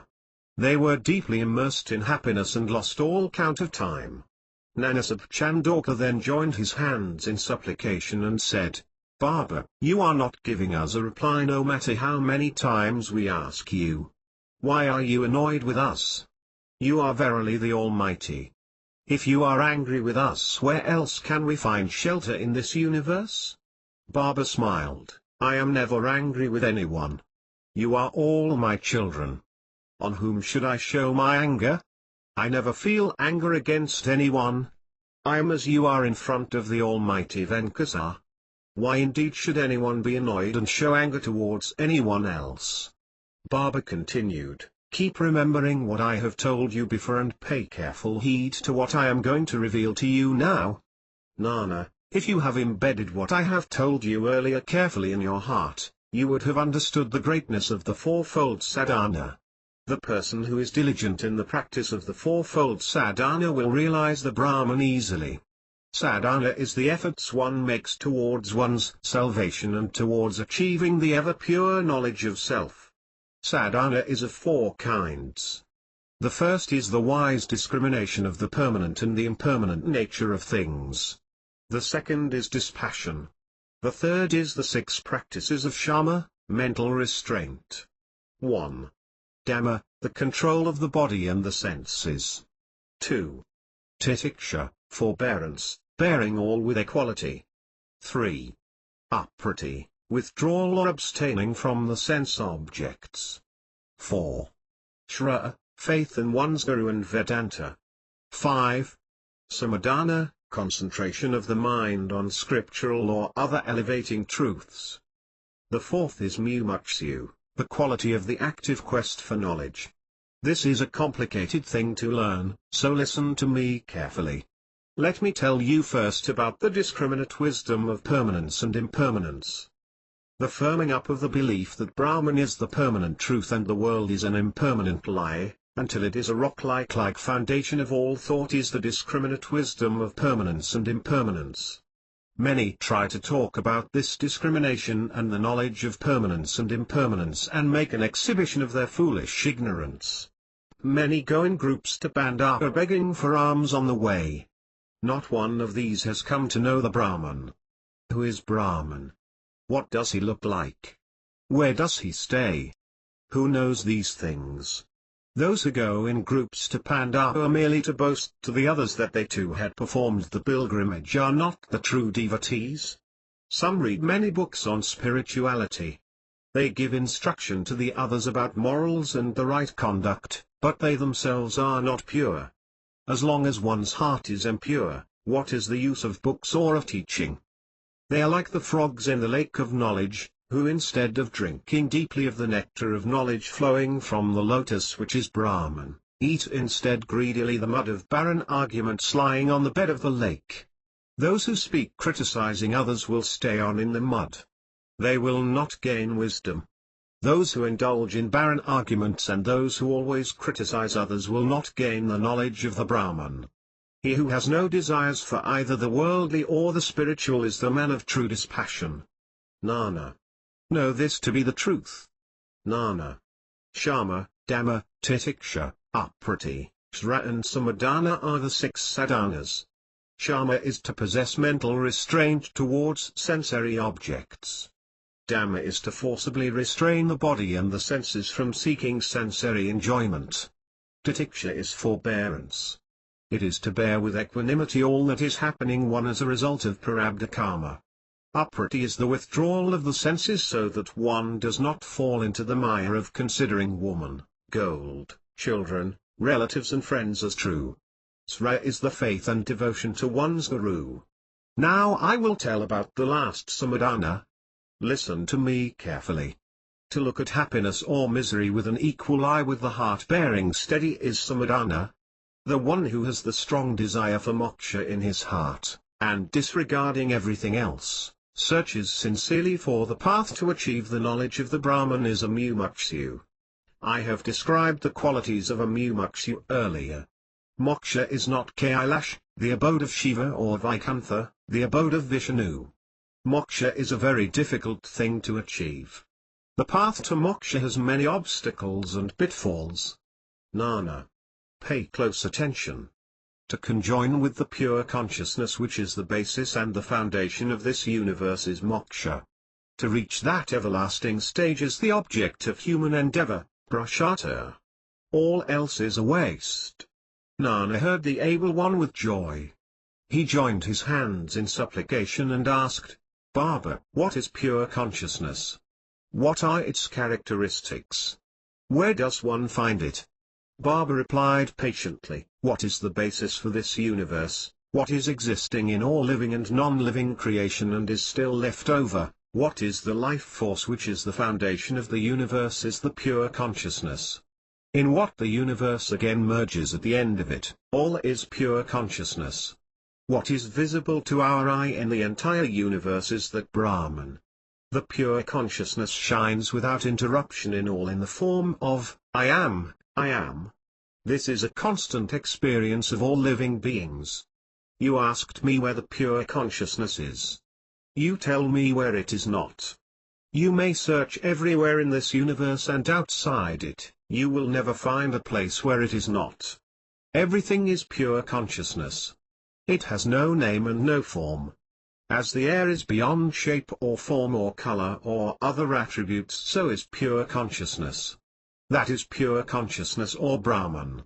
Never forget this truth. The saints who have realized themselves are always in the direct experience of the Brahman. The various animal life, plant life and humanity are all its forms. The seer, the seen, the look, the knowledge, the energy, pure consciousness is the basis or the foundation for all this. It is omnipresent. It is pure bliss. It is the true knowledge. The form of that pure consciousness is Brahman. Nana was still not clear in his mind. He joined his hands in supplication and said, Baba, O complete and able Sadguru. You say that the Brahman is everywhere, you say it is pure bliss and it is one. If it is one, how is that visible to us in so many forms in this universe? You say that the pure consciousness is filling everything in the animate and inanimate world. And you say that its form is pure bliss. Why then is there so much misery in this world? I am not able to understand this. How can one born blind in both eyes appreciate beauty? In the same way, how can pure consciousness which is the truth abide in this world which is an illusion? If you say that the soul is the pure consciousness, how are there so many souls when the consciousness is one? Each soul has its own experience of pleasure and pain, happiness and misery. How can you say that a single pure consciousness abides in all and everywhere? The soul abiding in each body is different from the others. How can you say that the pure consciousness is the soul? I believe that they are different. Please clear my doubt. Baba patiently replied, O Nana, you are making a mistake here. Still your mind in concentration and peacefully listen. Do what I say. Take some pots of water and mix white, black, yellow, green, red, pink, green and magenta colors in the water. They all look different from each other. But the water is the same in all pots. The water seems red in the red pot and yellow in the yellow pot. If the mixed colors are removed somehow from the water, the same water remains. In the same way, the soul is one. The hearts are many. It is only when the soul and the heart are joined in one place that the happiness or sadness is experienced. Know this well, Nana. The Atman has no difference or division.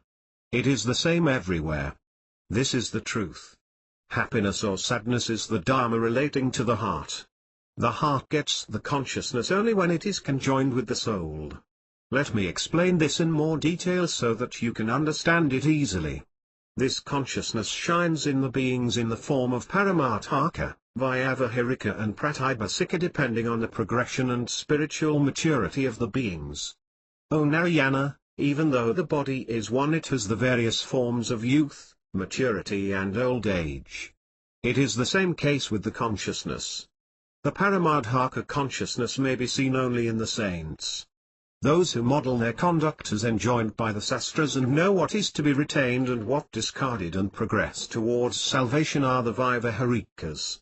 Those who believe the untruth to be the truth and whose intellect is steeped in ignorance are the Pratibhasika.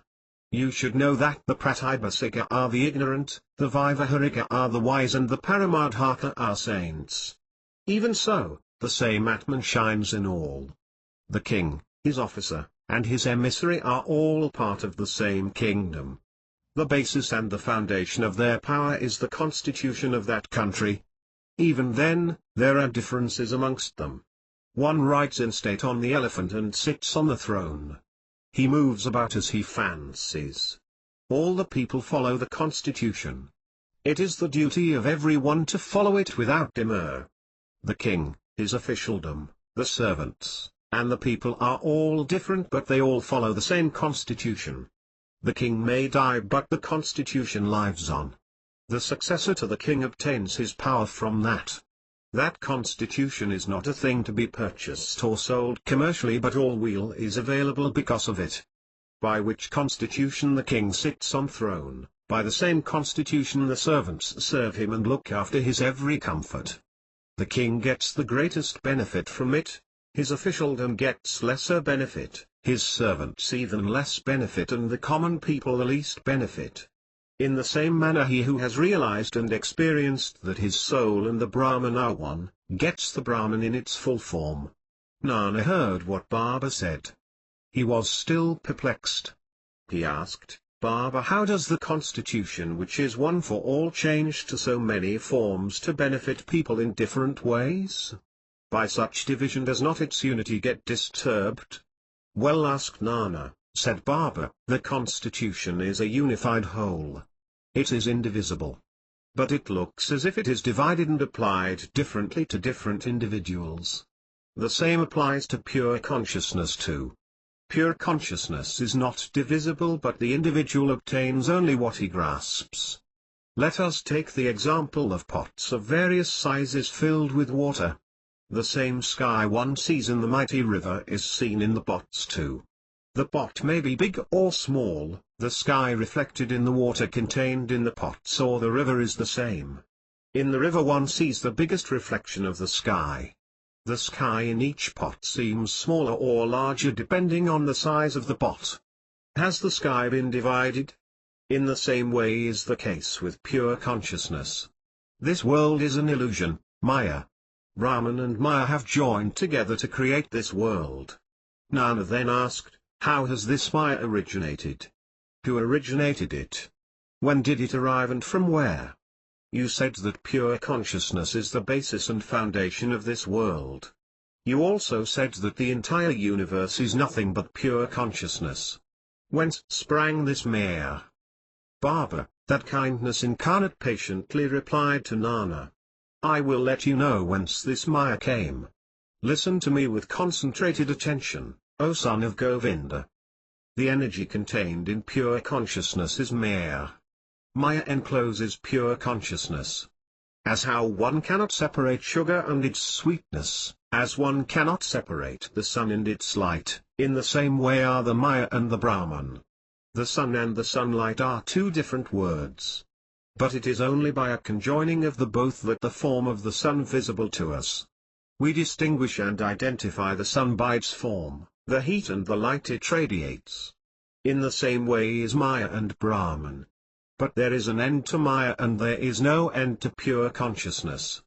Pure consciousness has no beginning too. It just is. It is by Maya or Prakriti or nature that this whole world has formed. The detailed explanation of Prasha, Brahman, and Prakriti, Maya, may be seen in the book Amritnubhava written by Jnanath in the Mohinai Raja temple at Nivasa village. Let me tell you its secrets in brief. Those who enter the cave of self-realization do not revert to ignorance. They take the form of that cave and dance in the joy of infinite bliss. The reason for all this is eternal Brahman. Maya is his creation. O Narayana, the power of this Maya is as the limitless ocean of unplumbed depths. The feeling, I am such and such, is formed by Maya. This is an untruth. Once Maya casts its net of deception on us, we cannot know and recognize either the truth or untruth. Maya has two principal qualities. Know you what they are. What is visible and true is hidden by Maya. What is not visible and is untrue is shown by Maya. All people are mesmerized by Maya and are victims of illusion. A servant gets a dream that he has become a king. By this dream Maya has shut out his true state of servanthood. In addition, even if he was not the king, he fell into the illusion of believing himself to be the king by the power of Maya in the dream. In this manner, Maya hides the true Brahman and shows the world which is illusory. In truth, this world is not. It is only the universal consciousness which fills all. But due to Maya we are able to see only this world. All things visible to us in this world are mere illusion, but we are deluded into thinking that they are true by the power of Maya. If we succeed in removing the covering of Maya by discriminate knowledge, we will be able to see and realize the Brahman. You will then realize that you are the world. When the pollutants are removed from the water, one gets pure water. In the same way, when the Maya is removed, pure consciousness is visible. O Narayana, you think of, pray for and seek the truth. Atman is the truth. I tell this to all. To recognize, realize the Atman and to be immersed in it is the sole objective of all spiritual endeavor. All those who heard these words of true wisdom from the holy lips of that repository of all knowledge, Sri Sai Baba, prostrated at his feet in gratitude. Vaidya, Sarth, Chandauka, Naimanka, Ber, Nana, Maruti, Lakshman, Nulka and other devotees were present there. Baba looked at all of them with love shining from his eyes. He said, "Keep this instruction safe in your heart. Let it be ever alive to lead you on the right path." They all assented eagerly and clasped his feet again and again in gratitude. When the sun of knowledge rises, can the darkness of ignorance remain? O my Master, Sri Sai Baba, please put me in your lap.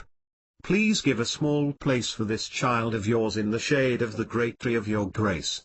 This Sankathamrit is the rain of true knowledge which has rained down on all of us from that great cloud, Sri Sai Baba. All this is dedicated to his service. Chapter 5 Hail Sri Ganesha! O Keshava! O Panduranga! Thou art without beginning and end. Thou art the Creator. Thou art the embodiment of complete perfection. Even the Vedas are unable to describe you and are exclaiming helplessly, "Not this, not this. How can I do it?" O kindness personified. As the common firefly before the bedazzling sun, as the small rivulet before the mighty ocean, am I in front of you. O ocean of mercy! Thou art the Kalpataru which grants whatever is asked by the devotee. Thou art residing in the hearts of all. Thou art the embodiment of everlasting bliss. Thou art the expert in the 64 arts. Thou assume the human form to secure the weal of your devotees. Thou greatest of beings, thou the succor of orphans, I have heard of your divine power and have come running to your door for succor. O Madhava! If you turn me away it will be a blot on your blemishless fame. So, place your hand quickly on my head and bless me. My Vitala, who is as a mother to me. O the Lord of Pandava! Who else but you, the master of all cities, is there to heed me and protect me? The life of Venkasa in the state of Maharashtra, in a small village called Jambavavi, lived a householder named Kasivarao. He was of the Srivatsa Gotra, as well as Sutra. He was diligent in the performance of his religious duties and had Vaishnava signs tattooed onto his body as a mark of his undying adherence to the faith. His only desire was for a child to bless his household. He used to constantly pray to Lord Venkateswara for his grace in granting him progeny. He performed many yajnas and religious austerities to get a child. While so, once he had a dream. The one who is dark as the rain-bearing cloud, the one with his eyes shaped like lotus leaves, the one who is tall and who has the mark of Srivatsa decorating his broad chest, the one with the smiling face, the one wearing the auspicious yellow silk cloth, the one who has the auspicious red mark of saffron on his forehead, that supreme being with the conch-shaped neck, the one shining in the shimmering glare of the jewels such as the famous Vijayanthy etc., the one who is armed with the mace, discus and conch in his hands, the one whose right hand always open and raised in benediction to show that it is his mission to grant boons to his devotees, that God of gods, Sri Mahavishnu blessed Kasavarao in his dream with his darshan.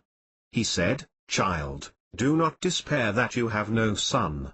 Ramananda, who had gained fame in Kazi in the past as a repository of wisdom, will be born to you as a son with the mission of saving the world." He thus gave the boon of progeny to Kasivarao. But Kasivarao was not fully satisfied. He said, "My lord, what is the use of having a child who will soon become a sannyasi? How is my family going to thrive? Your boon seems to be as useless as a tree without fruit, a pond without water, a night without the moon, or musk without its perfume." To that the Almighty replied, "Do not worry, your son will be a householder. That is his mission for this birth. As was Inath in Pathan, as was Damaji in Dana, so will your son be a very rich man." He gave a coconut as his praise to Kasivarao and vanished. Kasivarao awoke in the morning. He called his wife and said, "My wife, the Lord Venkateswara has at last taken pity on us. He has blessed me with his darshan in a dream last night and gave me this coconut as his praise. Eat this with reverence. The infamy you had gained as a barren woman will be removed soon. You will soon give birth to a beautiful boy who will be a great devotee of God." The husband and wife devotedly ate the coconut, mentally repeating the holy name of the Lord Venkateswara. Kasivarao's wife was soon with child. The supreme amongst sadhus, Ramananda, had entered her womb. As she neared her 7th month, she used to say to her husband, "Let us go to the king and ask him for some wherewithal for our sustenance. We must do anadhanam at our house. Let us give to charity and proffer the accumulated merit to God. We must bear all these expenses." After 9 months were completed, Ramananda was born in Jambuvavi village. He was named as Gopala. The Lord Panduranga had already made arrangements for the upkeep of that boy. In due course of time Gopala married and became immersed in the dharma of a grihastha, looking after the guests and the destitute. He would always be thinking as to how he could be of more use to the others of the world. Once he went to a village called Salawadi. He could not find a decent enough place to stay there. There were only a few dilapidated huts there. The villagers approached him and said, "Maharaj, we have no way of knowing whether you are a rich man or a prince. But there is no place to stay in this village for folks such as you. A person with your stature requires mansions, carriages, horses, servants, carts and many more. None of them is available here." Bhagavan Sri Krishna resided happily in a cowshed. He thus changed the fortunes of Gokula. In the same way we request you to reside here and change the fortunes of this wretched village. You are aptly named after Sri Krishna as Gopalarao. Your stature and the luster in your face tell us that you must be either a prince or his representative. You are our only hope. Your stepping into this small wretched village bespeaks of a change in our fortunes. From now on you and only you are our master." Gopalarao liked their speech and sincerity. He decided to build either a fort or a stronghold there. As he wanted to reside there, he got people of 18 trades such as Brahmins, carpenters, blacksmiths, potters and cloth weavers etc. and provided them with sufficient land for their houses and grants. Who else but the rich lord can do all this? As the Parijata, the foremost among the flowers, makes us happy with the pleasure of its perfume, so does the king protect and cherish his people. Gopal Rao then changed the name of Salawadi to Selu or Silu, and by the might of his shoulders made it a principality, Desmat Jagia, of the Zinja state. He became its Jaigoda, administrator whose responsibility is to collect the revenue on behalf of the king and provide law, order and protection to the people, and was henceforth known as Gopal Rao Desmukh. Gopal Rao guards his purity those days. The Jaigodas were rapacious men of no morals. They were despotic bandits. They usually had many wives and concubines and using money for their many pleasures used to live with no regard for God. Their houses were more like shops with only the talk of money day in and day out. Even when sunk in the morass of debt, they were blind with pride and sin and used to behave as they willed. Gopal Rao was unlike these people. He was the personification of all the good qualities, and humility was his only ornament. He used to have a kindly disposition towards all and would look upon all with an equal eye. Once, an event of great importance occurred in his life at Selu. I will tell you what it is. One day, Gopal Rao was walking about the turrets of his fort. A woman of the farmer class, aged about 25, came on some work and sat a little distance away from him. It is not necessary for me to describe the beauties of her body to you. It was evening. Dusk was falling. The cattle were returning from the forest to their byres after having had their fill of grass. Gopal Rao, who was seated in the turret of the fort, started drinking in the beauty of the woman with his eyes. As Shiva was once infatuated with a tribal woman, so was Gopal Rao infatuated by the beauties of the woman displayed in the soft lights of the dusk. Immediately he realized his mistake in looking at someone else's woman with his eyes filled with desire. "O Cupid! How cruel is your shaft! Who knows when you will take us unaware?" cried he in anguish. He rushed to the room where he did his daily worship. He sat before his god, the Lord Venkateswara, and taking two needles in his hand pierced his eyes with them, destroying his sight. O manifested form of the universe! O invincible one! O Brahman! O Raghava Rama! O succor of devotees! O Venkatesa! O, the one as dark-colored as the rain-bearing cloud! How sinful are these eyes of mine! O, consort of Kamala! I am falling into sin and by the deceit of these eyes. O ever! Could one steeped in sin ever realize you? I had no alternative but to destroy these eyes which were leading me astray. O my mother! O Vidala! You are the directing force of all my organs from now on. O, consort of Rukmini! You are the lord of my mind. We are all puppets in your hand. O embodiment of mercy! My sensory organs, intellect and mind are always in your service. How can he, who is enmeshed in this impermanent, evanescent worldly life ever, reach you, who is the embodiment of the truth? This great boon of human birth has been granted to us to realize you, not to sink in the morass of sensual enjoyment. You, who have given us this life, granting us a chance to reach you, have shown great kindness towards us all. But, I have wasted this opportunity given by you. O Panduranga! Will I never get a human birth again? He started weeping piteously at his fall from grace. The news that Gopal Rao had blinded himself spread throughout the village. All the villagers rushed to see him. Some said, "Maharaj, why have you done such a deed? Why have you pierced your eyes? This world has now become a very dark place to you now. The world and its sights and beauties which we enjoy so much have become non-existent for you." They started weeping seeing his condition. His wife and son came to know of the blinding and came running beating their breasts in anguish. They cried, "What is this tragedy? Why did you get the volition to do this awful thing to yourself?" Gopal Rao replied, "Look at the way the people conduct themselves. They are leaving aside the truth and accepting the lie. These dastardly deceitful eyes of mine were trying to destroy me. That is why I have punished them thus." Some said, "This Desmuk has gone mad. Is it dispassion to pierce one's eyes?" In this manner, each expressed his own opinion. While this was so, God in his infinite kindness granted enough sight to Gopal Rao that he could read the spiritual texts and the mantras when he sat for his daily puja. God also granted him the strength to read these books day and night. He became famous as a sant and his fame spread far and wide. People started coming from far-off places for his darshan.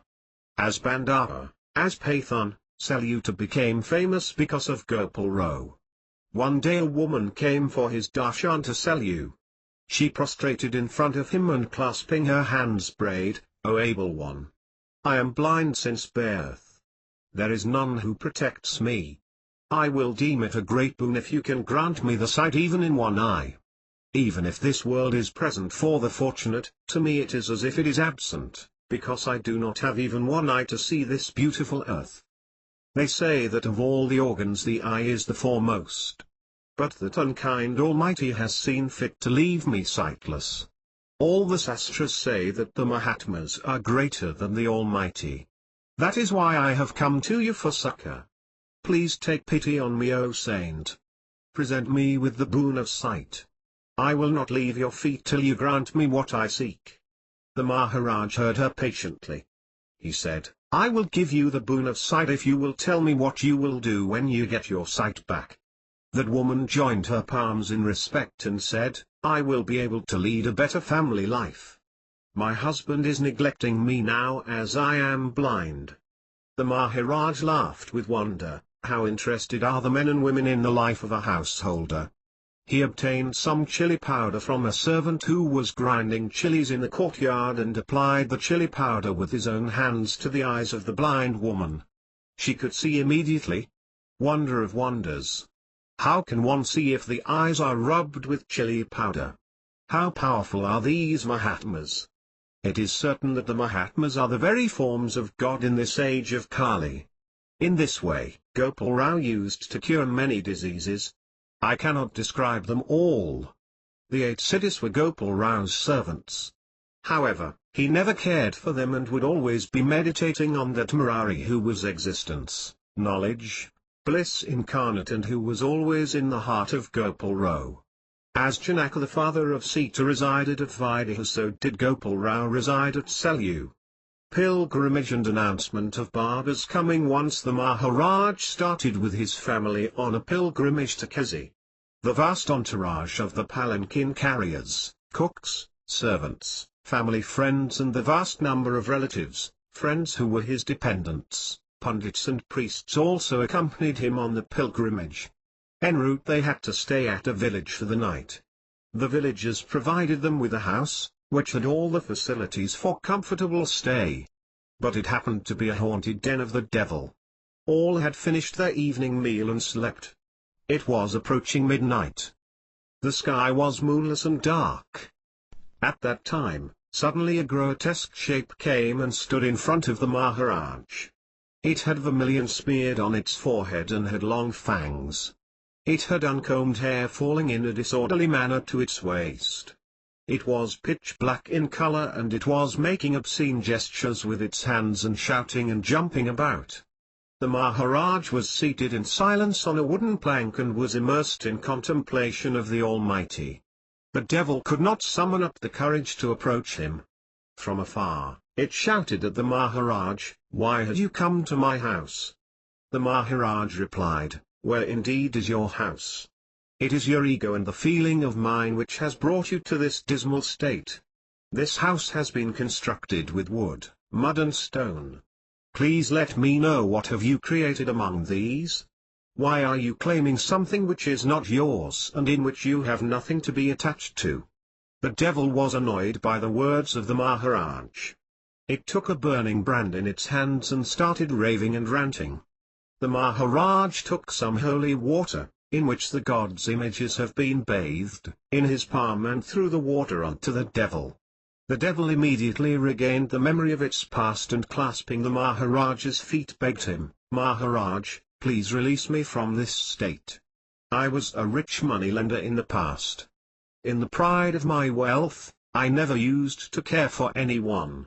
I was a miser and did not give even a paisa to charity. I had my wife aborted and I drove her away from the house fearing that it would be an additional expenditure to care for the children if she bears them. I was such a miser I drove my wife many times to her parents' house fearing the expense of feeding and clothing her. I had a younger brother. I did all sorts of harm to him. I did not even want to spend for the ceremony of my father's death anniversary and made a big scene about it. In this way I earned a lot of money, hid it all in a pot, and died a miserable death craving for more and more money even in my last hours of life. I had entangled myself in that whirlpool of thirst for wealth and became a devil like this. Please save me from this miserable ending." The devil showed Maharaj the money it had hidden and requested him to use that vast wealth for charity and in doing good works. It said, "Maharaj, please save me, or it will be a black mark against your own fame. If one bathes in the vast ocean and body is still dry, how insulting is it to the ocean? If the fragrance of musk does not spread to the dust too on one's body, will it not besmirch its fame as a perfume?" The Maharaj took pity on the devil. He consoled the devil and promised to spend the vast hoard on charity and thereby grant it relief from its wretched existence. He got all that buried treasure put in carts and readied for the journey the next morning. The villagers all came the next day and were surprised to find the Maharaj and his entourage still alive. They said, "Anyone who stayed in this house had travelled straight to Hades the very night. How has the Maharaj managed to stay alive?" they wondered. They concluded that he was not an ordinary man but a great saint who had realized his self and fell at his feet. Maharaj recounted to them the story of the devil, and the villagers were happy that they were going to be rid of the devil very soon. The Maharaj used all the money for charity at Kazi and released the devil from its wretched existence. The Maharaj visited Kazi, Prayag, and later went to Ayodhya, located on the banks of the Sarayu river. From there he went to Kurukshetra, Vrindavan, Gokulam, Mathura, Dwaraka, Somnath, and Pathan, and went to Junagadh to have darshan of Mata. Later he went to Ahmedabad and had the darshan of Sarag Shah's Dargah. The history of Sarag Shah has been written by Mahapathi in Bhakti Leelamritan chapter 43. I will relate to you the divine Leela which occurred when the Maharaj visited Sarag Shah's Dargah. As the Maharaj neared the Dargah started sweating, and then proceeded to speak. It said, "Salam alaikum. You were Ramananda Maharshi in your past life. O ocean of kindness, you have not forgotten me.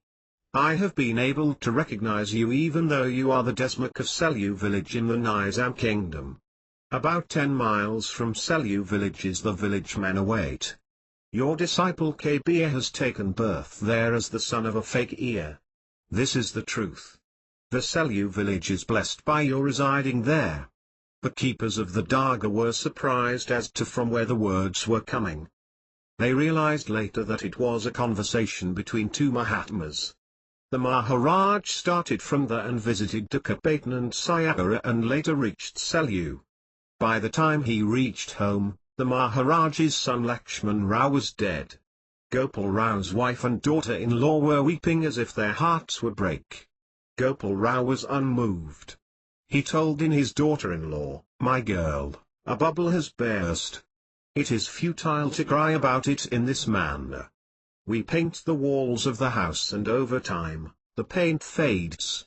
Do the wise cry because the paint has faded? Can anyone assuage his thirst from a mirage? This world is a mirage. Sheer delusion is this world. What you see all around you is purely temporary. This is all a magic show. In truth, who is born and who dies? All the relationships that we have, all these entanglements are the illusions in the city of magic located in the world of our dreams. As a lake dries up, the reflection of the sun in it vanishes. Does it prove that the sun is non-existent? This too is the same. Cease this futile sorrow and tears. Look after your son Kandaro. There is no use of further tears."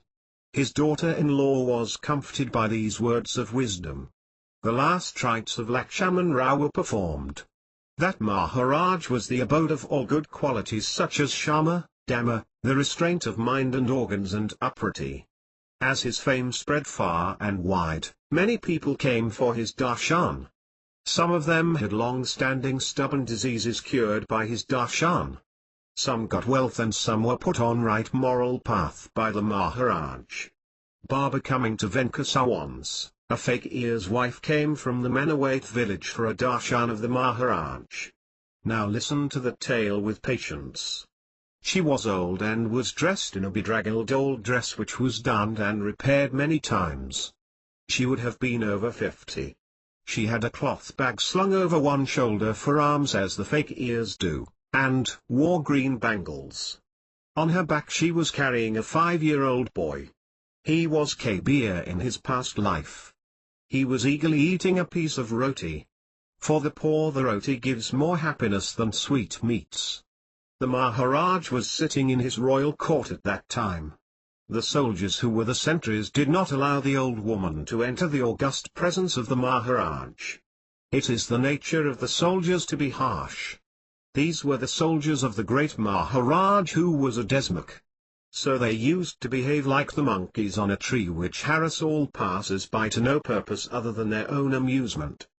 The old lady put the boy down and prostrated to the Maharaj from the door itself. She joined her hands in sincere supplication and said, "Maharaj, it is 5 weeks since my husband died. I am a widow now. You are my only succor. Before dying my husband said, 'Go to sell you.' There lives the Maharaj who is the succor to all those who have none to look after them. He will look after you till the end of your days." The Maharaj heard her with happiness. He said, "Kabir's mother has brought Kabir to me." He stood up from his seat and hurried to her side. He held her with both his hands and consoled her as if she was his own mother. He said, "Mother, I have been looking forward eagerly for your arrival. You and your child can stay happily in my house." On seeing the Maharaj, the child started speaking in words, which were at once childish and mature. "Why should my mother bear the responsibility for me now? Since I have come here, she has neither the responsibility nor the authority of a mother over me. I am no longer hers. I am yours in all respects." The fakir's wife was given a room in the house. The Maharaj started showing great love and affection for the boy. As a result of this, the entire household started becoming hostile to the boy. They developed jealousy and envy that the boy had become such a favorite of the Maharaj in such a short time. By the time the boy was 12 his mother had died.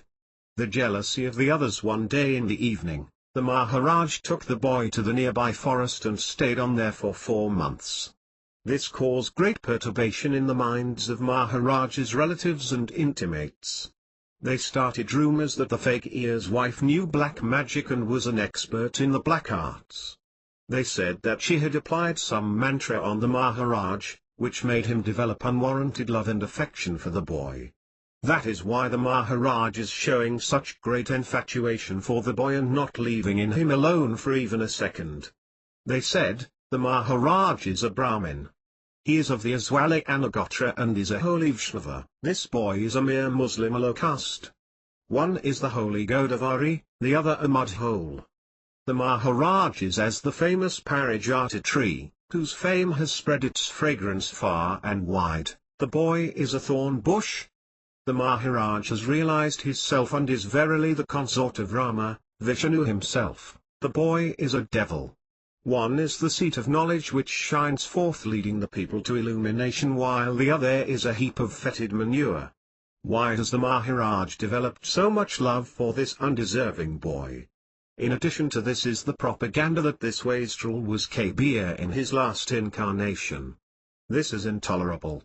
Let us kill that boy in the forest and be done with him.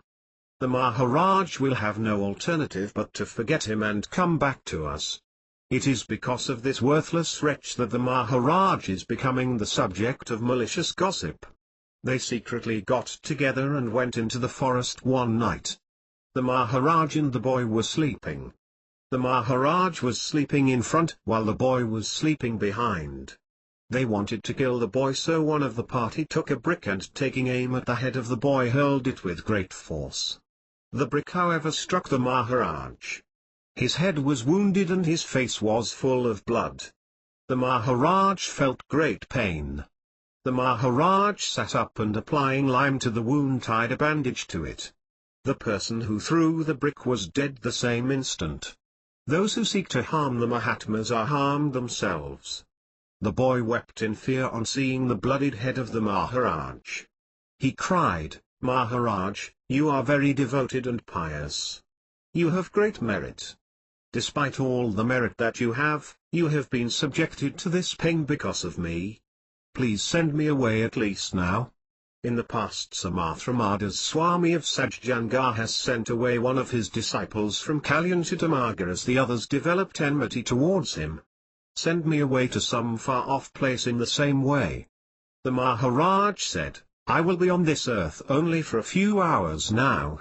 I will not go to sell you until I give you all that I have. Only then will these fools realize your powers and ability. Do now as I say. In that village located nigh, a Lambadi, tribal, man has a cow of tawny color. Tell him I want some milk from that cow. Milk that cow and bring the milk to me. I will become well again if I drink that milk. Do not tarry any longer. Go soon and bring the milk.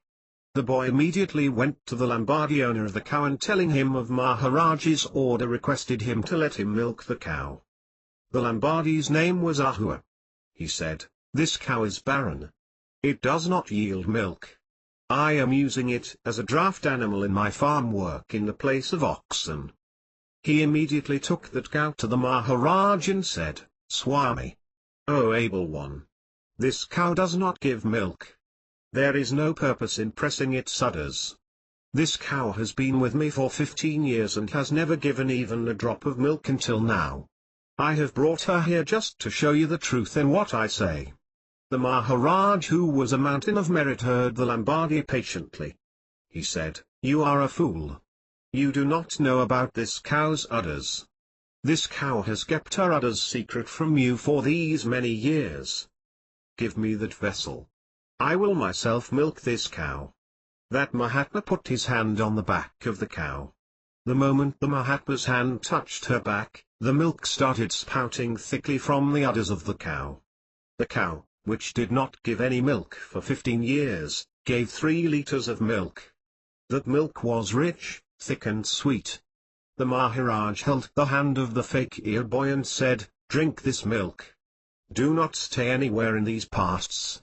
Go westwards along the southern shores of Godavari, far away from this area.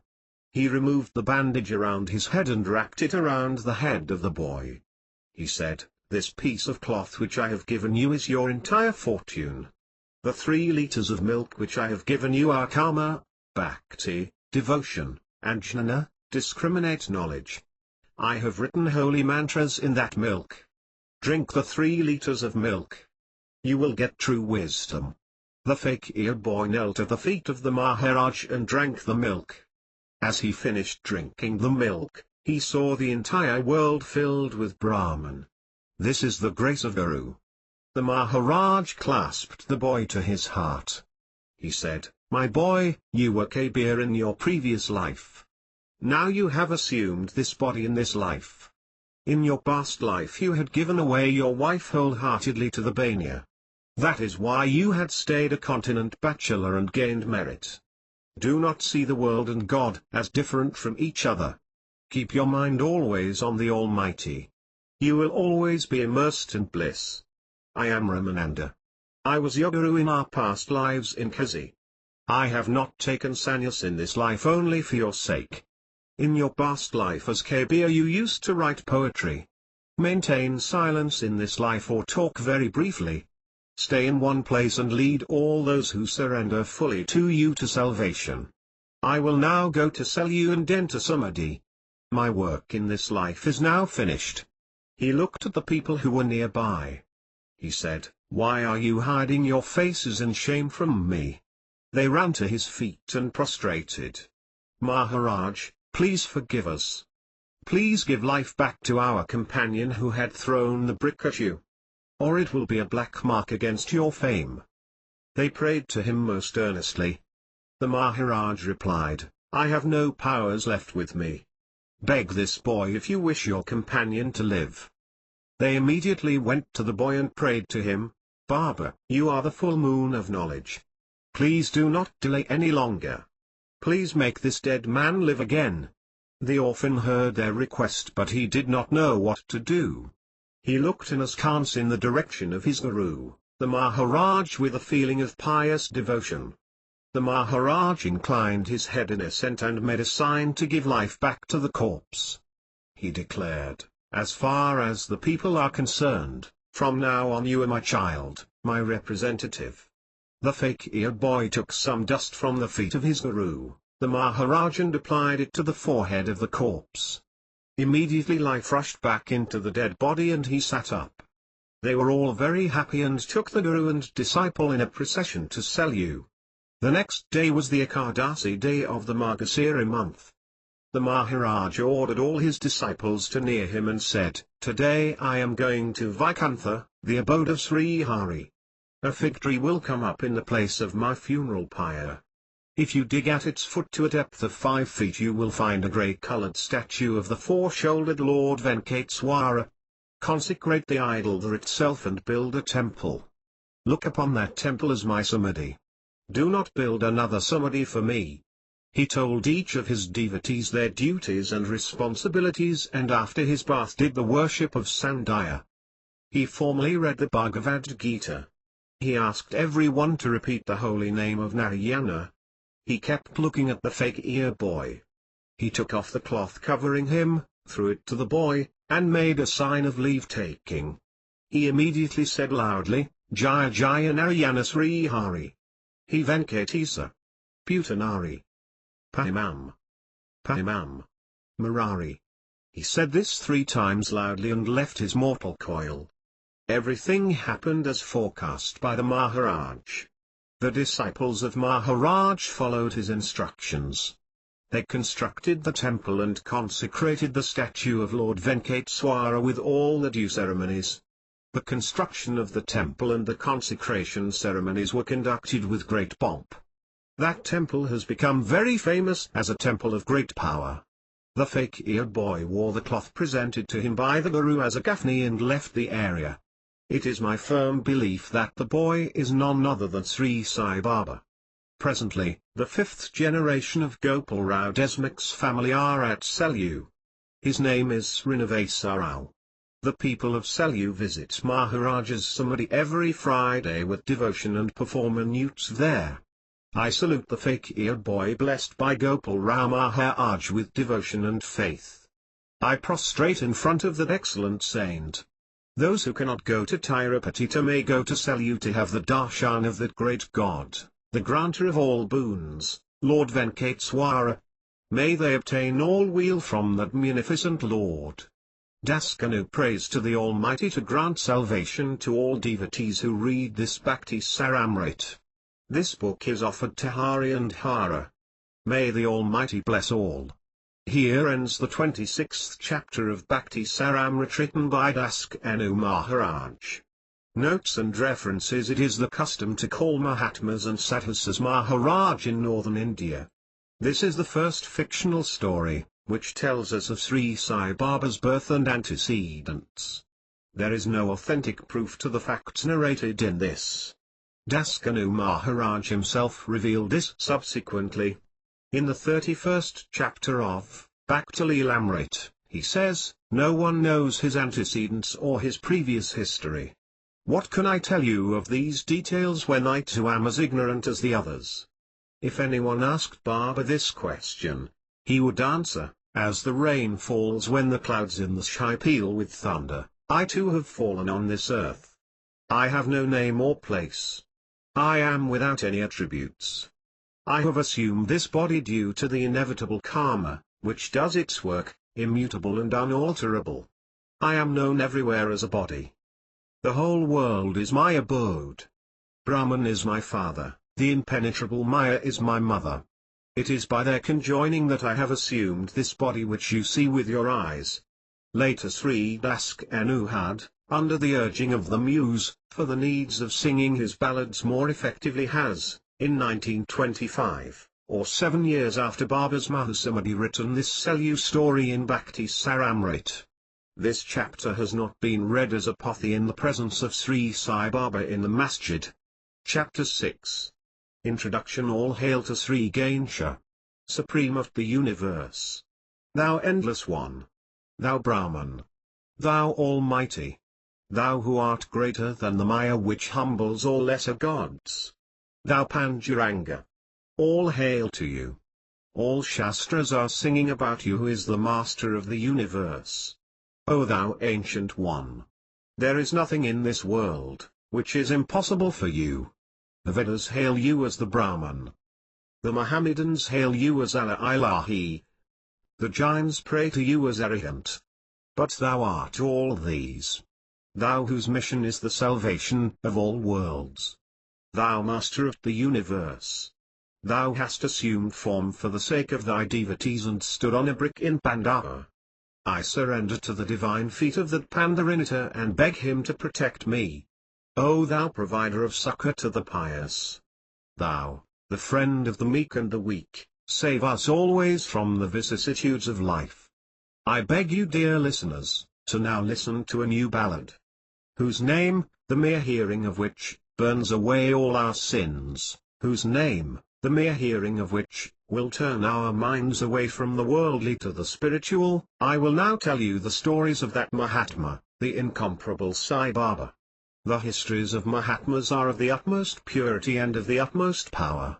They act as the steps to lead us to Vaikuntha, the abode of that Master of the universe, Sri Vishnu. The mere hearing of the name of the Mahatmas will still our minds and turn it to the virtuous path. A great Mahatma had come to Shirdi. Was he born in that village? Did he come from elsewhere? What are his antecedents? I will give a detailed answer to all these questions in this chapter.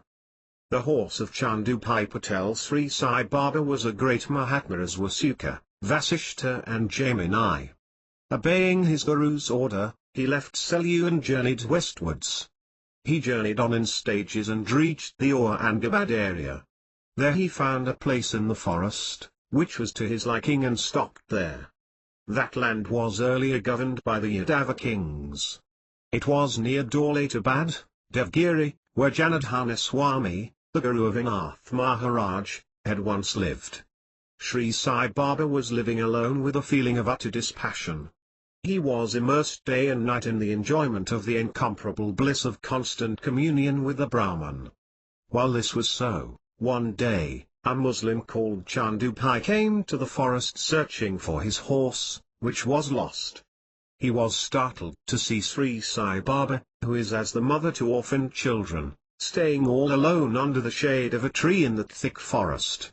He felt in his mind, this is certainly not a man. He must be a celestial being, or a demon or a devil or worse. Why else will he be staying happily alone, unconcerned, in this thick forest where no man dreads and indeed men fear to venture about, unless propelled by dire need? I am able to see him very clearly. What should I do now? Shall I run away? Or shall I search for my horse? What should I do? All these thoughts flashed through his mind. He thought that discretion was the better part of valor and turned to run. Baba's voice stopped him. My brother, I am not a devil or a demon nor a celestial being.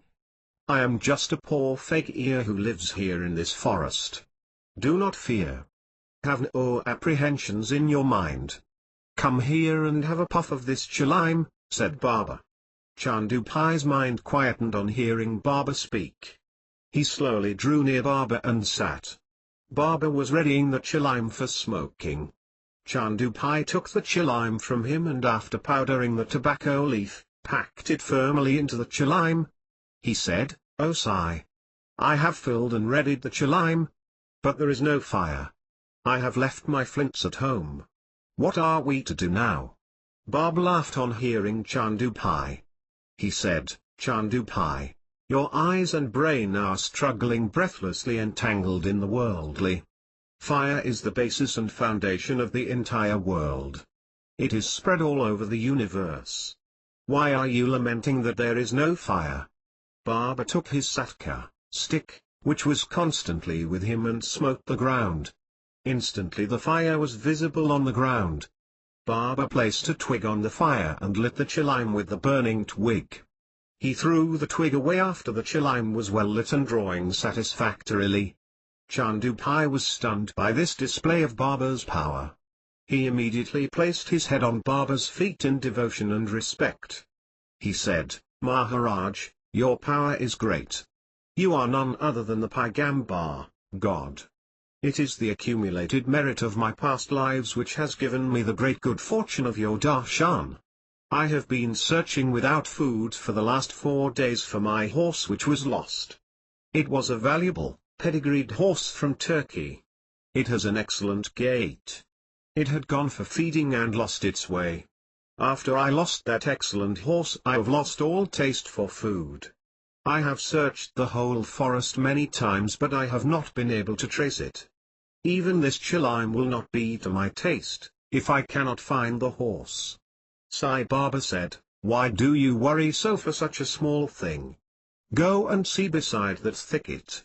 You will see your horse feeding on grass there. Do not worry so about the horse." This is manner of all those who constantly think only of the worldly. If the child is missing, they search all over for him weeping and wailing. If the wife leaves them and goes away, they hold their heads, start of business, and weep. If the house is burgled, if the house catches fire they beat their breasts and wail saying that they are the most unfortunate beings in this world. What is the use of crying over spilt milk? Oh you madman! Look at the Maya which is everywhere. Keep remembering the Allah Ilahi who protects and nourishes all of us. He is the foundation and basis for the world. He is the repository of all happiness. He is the truth. If you do not seek to find him, pleasure, pain, and profit and loss are inevitable to you. In any case without pain there is no value for pleasure. The idea of rain will be sweet as nectar to the man burning in the heat of midsummer. So, even pain is essential to us to really appreciate pleasure. You are worrying and beating your breast about a mere horse but are not even thinking of the Almighty God. Reflect on your conduct a little. How abhorrent it is that you give so little value to God and so much to a horse. Chandupai heard these words of Sri Sai Baba and hung his head in shame. O able one! You are the embodied form of all the knowledge of the world. How is it possible for me, a poor unlearned man, to know all this? He saw the horse and ran to catch it. As the husband is happy on hearing of his wife's arrival after a long absence, Chandupai was ecstatic with happiness seeing his horse again after a long time. He caught the horse with one hand and neared Sri Sai Baba. He said, "Baba, please sit in my cart and come to my house. My household and I will be blessed by your arrival." Baba smiled, "What am I, a poor fakir, to do with a horse and a cart, my son? I cannot come today to your house in any case.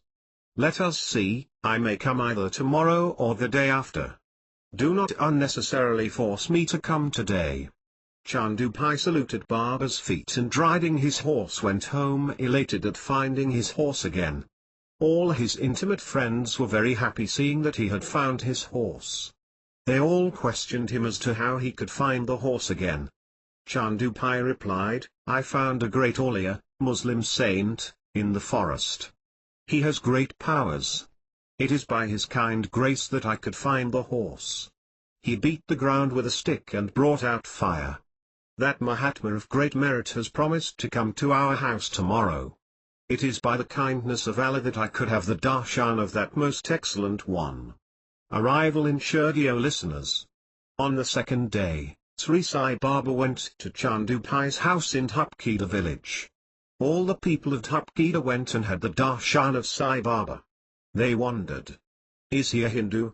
Is he a Muslim? Each who saw him formed his own opinion as to his religion. The Muslims thought he was an awliya. The Hindus considered him a siddha.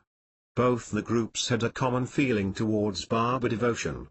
They all prostrated at his feet and paid him their respects. Chandupai's brother-in-law's marriage was arranged with a girl from Shirdi village. Baba joined the marriage party, which went to Shirdi from Dhupkeda village. As he stepped onto the soil of Shirdi, that village was blessed. Shirdi is the surely equal to Gokula. Krishna was born in Mathura but lived in Gokula. In the same way, Selu or Manawate is Mathura. Shirdi is Gokula. Sri Sai Baba stayed on in Shirdi purifying it and it has now become a great pilgrimage center. As he entered Shirdi, he met the pious devotee Mahasapati. As he reached the Khandoba temple, Mahulsapati said, "O Sai, it is not seemly that you come here. This is a temple for the Hindus. You look like a Muslim to me. You better go to the masjid or the thakya." The able Sai was surprised by the words of Mahulsapati. He said, "It is one God who has created both these people. Hindu, Muslim are mere words, know this to be the truth. The sadhaka should never feel that religion has any importance. He should not differentiate between people based on their religion. Never show intolerance towards people of other religions. Reform yourself. Try to see the God who is one for all of us. He is Allah Ilahi. He is the Mahavishnu reclining on the serpent Adisha. There is nothing which is other than your Khandoba, my son. Know clearly as to who the real Khandoba is. Those who know the truth care not a whit for these differences based on religion. There are temples in this world and there are masjids too. God has not constructed any of them. O pious one! Do not think that these temples or the masjids are the only ones to lead you to God. I will not trouble you. I will respect your feelings and have the darshan of Khandoba from afar. I hope you have no objection to that? Your Puranas tell the tale. There was a low-caste man called Chokamilla who was very dear to Panduranga. He was 100 times better person than those high-caste Brahmin priests who did the daily ceremonial worship of Panduranga. Know you, that all those who sincerely try to reach the lotus feet of the Almighty keeping their minds and hearts pure are the high castes. All others are low caste irrespective of the caste they were born in. Whose interior is pure everywhere. Mahulsapati was ecstatic with happiness on hearing these words of wisdom from Sri Sai Baba. He prostrated at his feet and saluted him with devotion. He said, "You are truly the embodiment of wisdom. It is the accumulated merit of my past lives which has led me to you." He prayed, "Please stay on in Ashurdi village." Baba agreed to do so. They both entered the village. Sri Sai Baba settled in the masjid. He stayed for many days in the shade of the neem tree, which was close by. Sri Sai Baba liked to be alone. He would like that Huni and resting his elbow on the right knee and placing his palm on his ear would gaze at the fire for hours together with half-closed eyes. He used to smoke the chalaim. He was never in a hurry. He was always looking inwards and his mind was steadfast. He was always immersed in the bliss of constant communion with God. He would go to 5 houses for alms every day. He would ask for alms and stand at the door for a very short time. He would go to Vaman, Sakaram, Ganapati, Kimath, Atyaba, Nandu and Sawaram's houses for alms. How fortunate are they, who had the merit of giving alms to that embodiment of wisdom. Dispassion. One day a Gozai called Dividers requested Baba to instruct him about dispassion and freedom from all desire. Baba said, in the path of dispassion, the main danger is from woman and the frailty of the sensual. See what a miserable state was reached by that great sage Viswamitra because of the frailty of the sensual. Even if one leaves the family and goes far away, one should be careful about the frailty of the sensual. Dispassion will never come to those who have a tendency to show off and love ostentation. One should keep the mind turned inward, enjoying the bliss of self and meditate upon the Almighty constantly. The ego should be annihilated. The neem tree. Let us now see how that venerable saint spent his time under the shade of that fortunate neem tree. The holy tale will lead us to salvation. Baba lived under that neem tree for a long time. His abode had no walls. The east, west, north and south were the walls of his abode. The fallen leaves of the neem tree were his seat. His abode was of such a nature. Raja Bhatlari described once the dwelling of a one who had no desires. Such an abode was Sri Sai Baba's at Shirdi. The Almighty incarnated to save the whole world. The whole world was his family. But his family is of a surpassingly strange nature. It is an entirely different variety of family. None of the members of that family is ever visible to us. But if we carefully think, it will not be appropriate to say that Baba is alone too. Courage is his father, forgiveness his mother. Peace is his wife. Kindness is his sister. The right thought is his brother. He was ever immersed in the bliss of communion with his self, with the earth as his bed. As Gautama Buddha, he was always in meditation of the Almighty.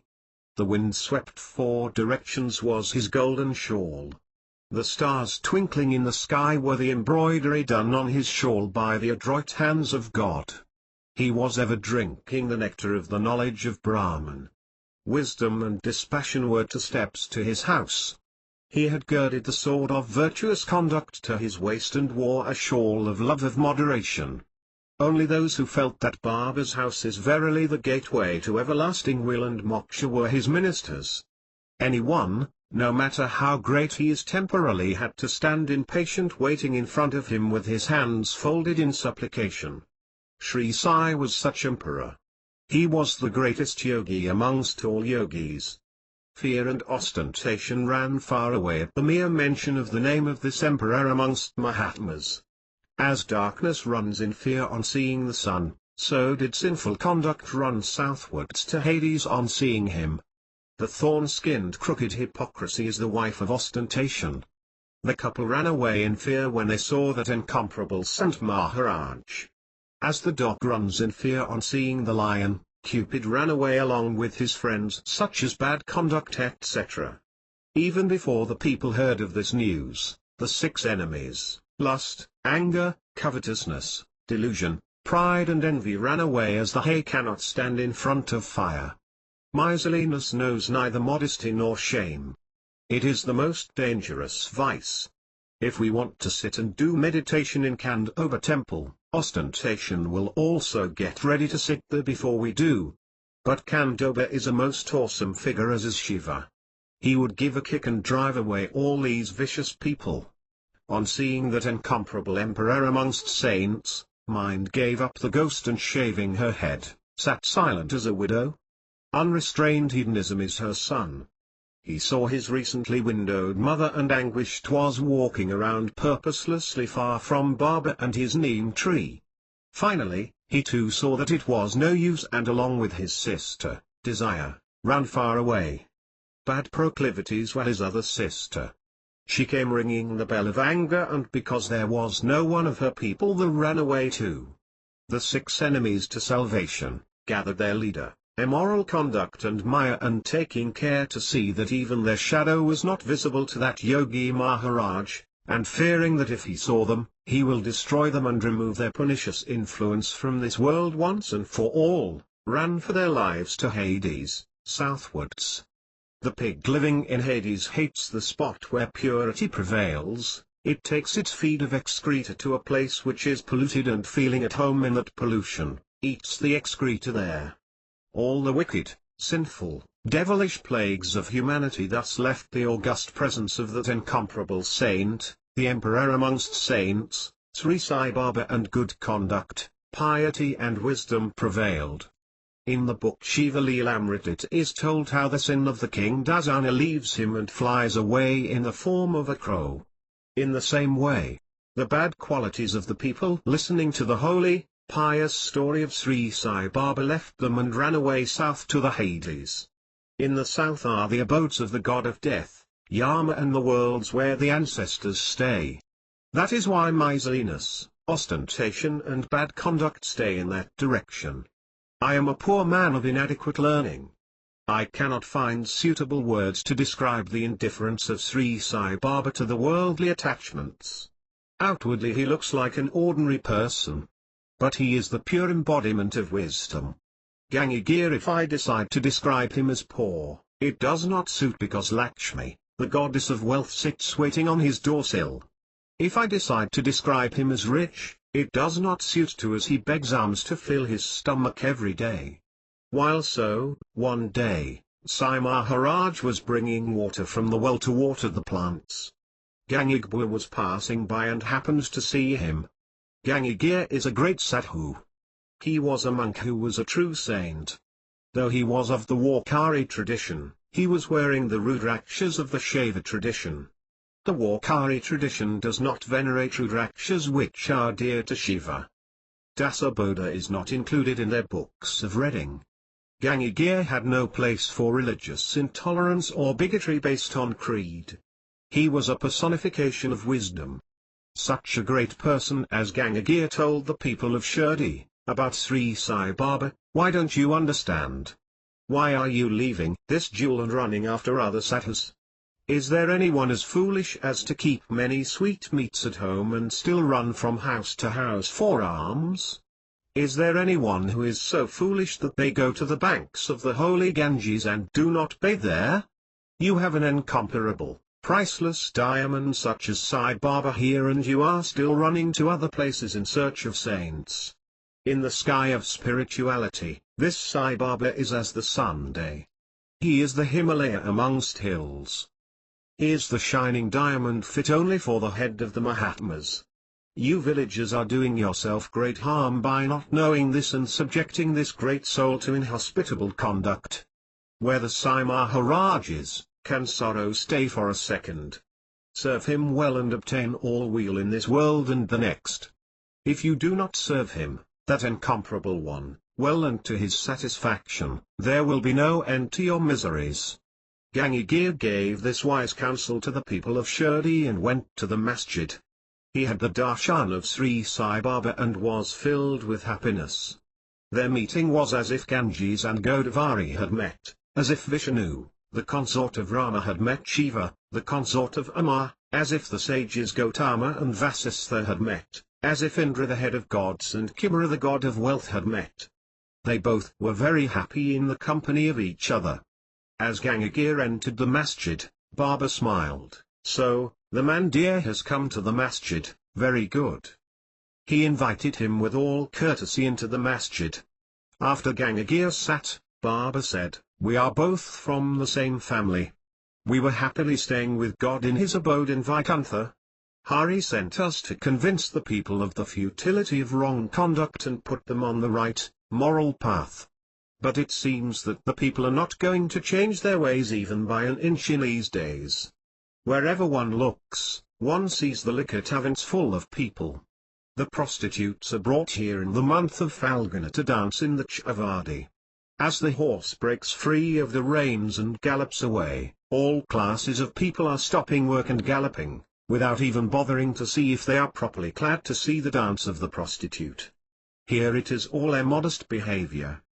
They put red powder on each other as if it was a festival and dance about singing songs and playing loud music.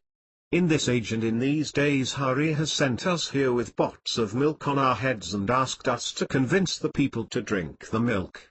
But everyone who sees me laughs in derision and throws stones at the pot of milk on my head. Some put on devilish faces and laugh at me. Some bring presents for me.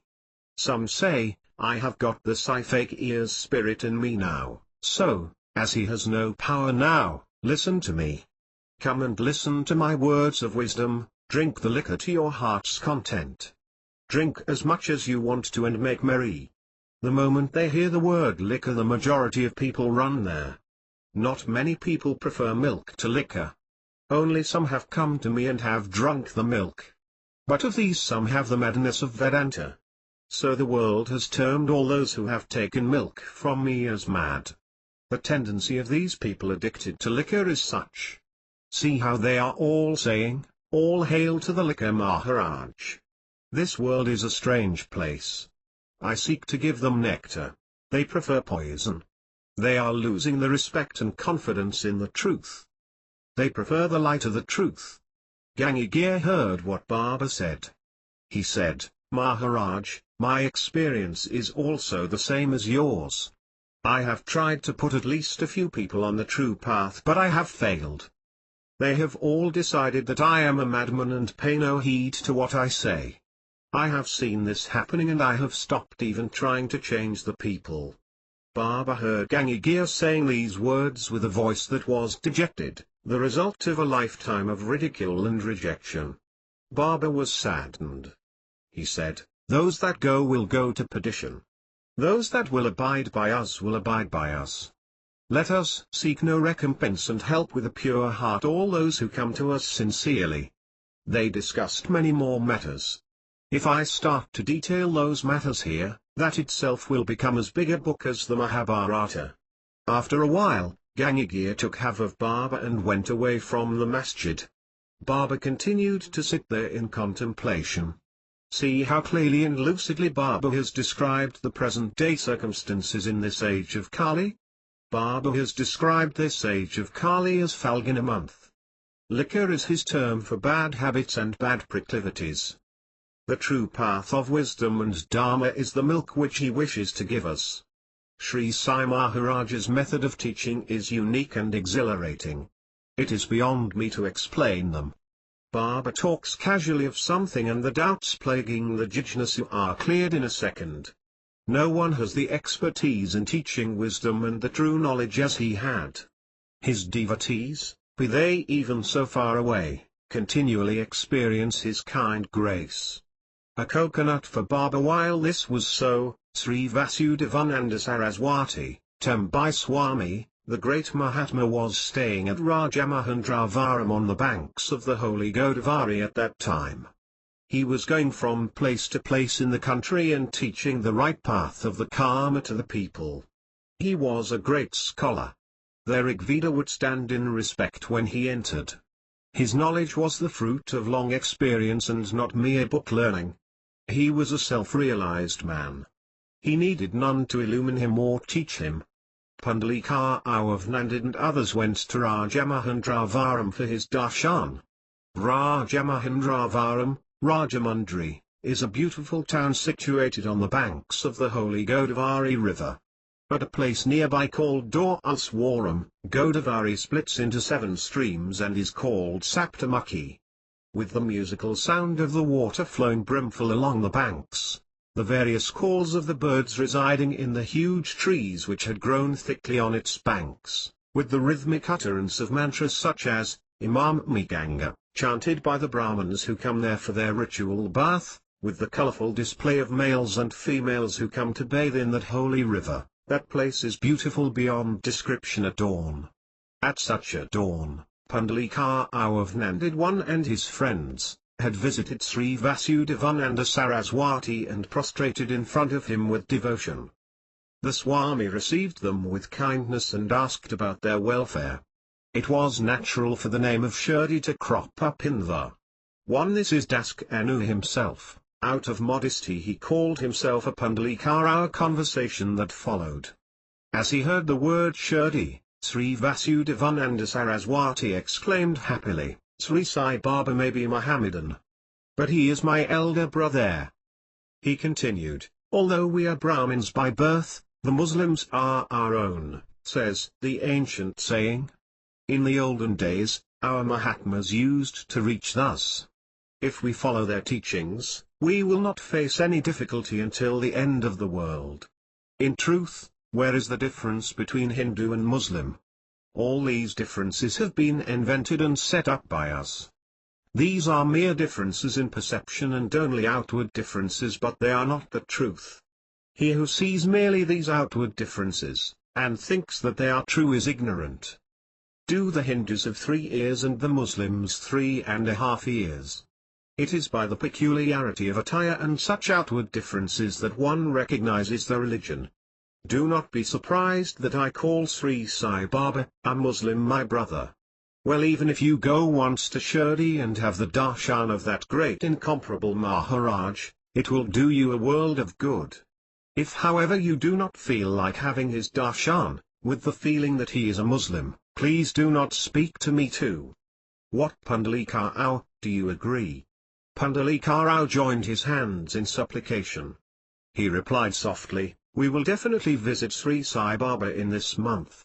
As he heard this, the Swami was pleased. He said, very good. Do not show any negligence in this matter. Go and have the darshan of that Mahatma as soon as you can. He gave a coconut to Pundalika and said, as soon as you visit Baba, please put this coconut in his hand and tell him that it was offered by me to him. Please convey my prostrations to him. I may be a sannyasi and it is not a tradition for sannyasis to prostrate before each other, but Sri Sai Baba is an exception to that rule. He may seem a common fakir to the outward eye, but he is verily the son of knowledge. There is no place for discussion of any nature about seemliness or unseemliness or tradition in his respect. Pandalika obeyed the Swami and took the coconut. They all started within a month for Shirdi. They travelled by train and got down at Manmid railway station. There was some delay before the next train to Kopargan was due, so they decided to eat a light meal. They all went to a well nearby and ate the chivda they had brought with them. The chivda was very hot as it had an excess of chili powder in it. So they broke some coconuts, which they had with them, and scraping the sweet meat of the nut, mixed it with the chivda to make it less hot. By mistake one of those coconuts was the one given by Sri Vasudevananda Saraswati to be offered to Baba. They started from Manmid and reached Shirdi by the afternoon. When they had the darshan of Sri Sai Baba, he told Pandalika, "Oh, is this seemly? Does one give one's word and fail to keep it? My brother sent me a coconut through you. You have used it for yourself. Bring me my coconut." Baba assumed anger. "By your carelessness you have lost my property. It is the bad company you keep which is responsible for this." Pandalika turned pale with embarrassment and fright. His throat refused to cooperate in talking.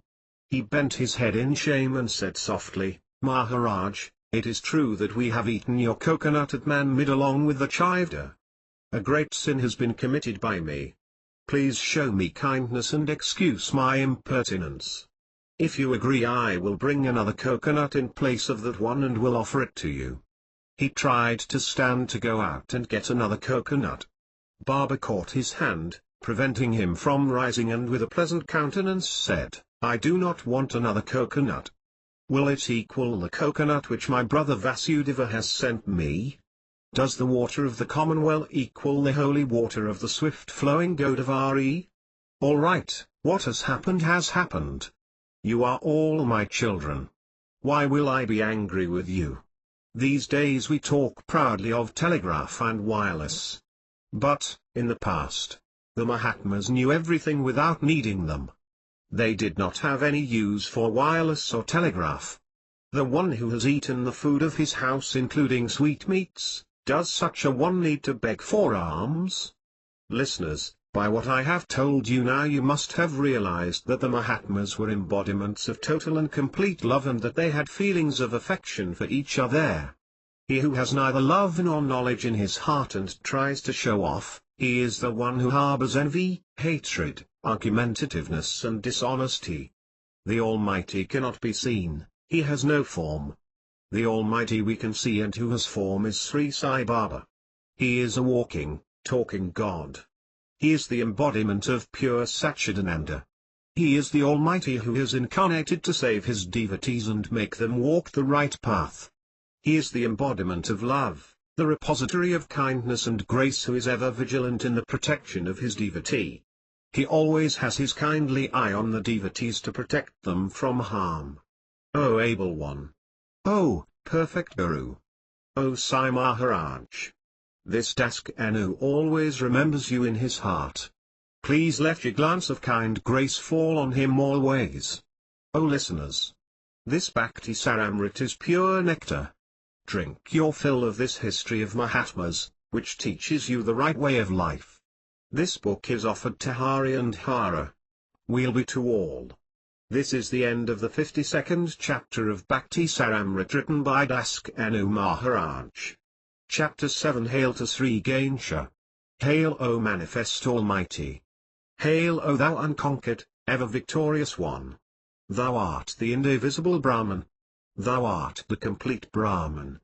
Pandarirama. Panduranga. It is totally beyond my capacity to describe you or to sing about the extent of your divine power. Ode ever. I am not a great learned man. I am not a rich man with money, gold, houses and carriages. I have made mine, all the bad qualities of the world. I am rich only in the bad qualities that I have. O Sri Hari! How will you bless with your grace such a sinner as I am? No one wishes to even go near dilapidated houses, which have been deserted for a long time. but that is the nature of the common ignorant men. O consort of Rama! Your nature is totally opposite to this. O Govinda! The guilty are punished everywhere, but in your royal court, the guilty are given succor and shelter. O Deva! The limitless kindness shown by you to the unfortunates who have none else in this world is unprecedented. See, Shankara wears bilva leaves with pleasure. But no matter how much we examine them, we cannot find even an iota of fragrance in those leaves. But Shiva regarded that blemish of little account. O Saviour! In Gokula you had eaten the stale bread given by your friend, a common Yadava herder, called Bendia, with great relish, as if it was 100 times tastier than ambrosia. When the demons and gods were churning the ocean of milk, the world-destroying poison Halahala originated. When all had run far away in terror to avoid it, Shiva kept it ensconced in his throat. So O Narayana! If you do not protect your good name, by casting you kind grace on me, it will be a black mark on your fame. The Grusthan listeners, pay attention to the ambrosia of the story of Sri Sai Baba. Pay close heed for your weal. Sri Sai Baba had thus stayed under the neem tree for some time. Later Nana Subdengale prayed to him to stay in the masjid. Baba acceded to his request and started living in the masjid from then on. Once when Baba was living under the neem tree, a remarkable thing happened. Some devotees were sitting in front of him with their hands joined in respect. Sri Sai Baba said, "There is a samadhi here. Harm will accrue to those who dig it out. Let no one dig here ever." One amongst those who was seated there said, "Baba, this is the burial ground of Muslims. There will be many samadhis here. What is so surprising about it?" Another said, "This is not the burial ground of the Muslims. That is a little far off." Another said, "No, even this place is a part of the burial ground. In the past there may have been some samadhis here too. Recently when this place was dug, one grave was found here." In this manner, the people started arguing with each other. Sri Sai Baba stopped them from arguing with each other and said, "Let us leave arguments and discussions to those interested in the study of logic and philosophy. Nothing accrues from argument. Arguments have no place in the pure path of devotion. Fire and water mixed, and as a result this earth was created. A part of the Almighty became the life. All the living beings in the world come from the earth. That earth again becomes earth on joining the earth. It could be here or there. The soil of every place must have had the body of some man or animal, which must have formed it after their death. In this way one may say that this vast earth itself is a burial ground. Remember this truth. In the past, Kabir the great Mahatma left his body on the banks of the holy Ganga. At that time the Hindus and Muslims had great differences of opinion about his burial. Each claimed that great Mahatma as their own and began to fight for the honor of burying him in accordance with their own faiths. Kabir thought of an idea to solve this impasse. He made his body change into basil leaves, jasmine flowers and the leaves of the millet. The wit of the Mahatmas devoted to the Almighty is such that they can satisfy everyone.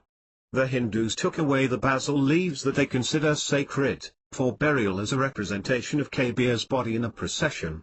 The Muslims took the millet and jasmine away in a procession for burial.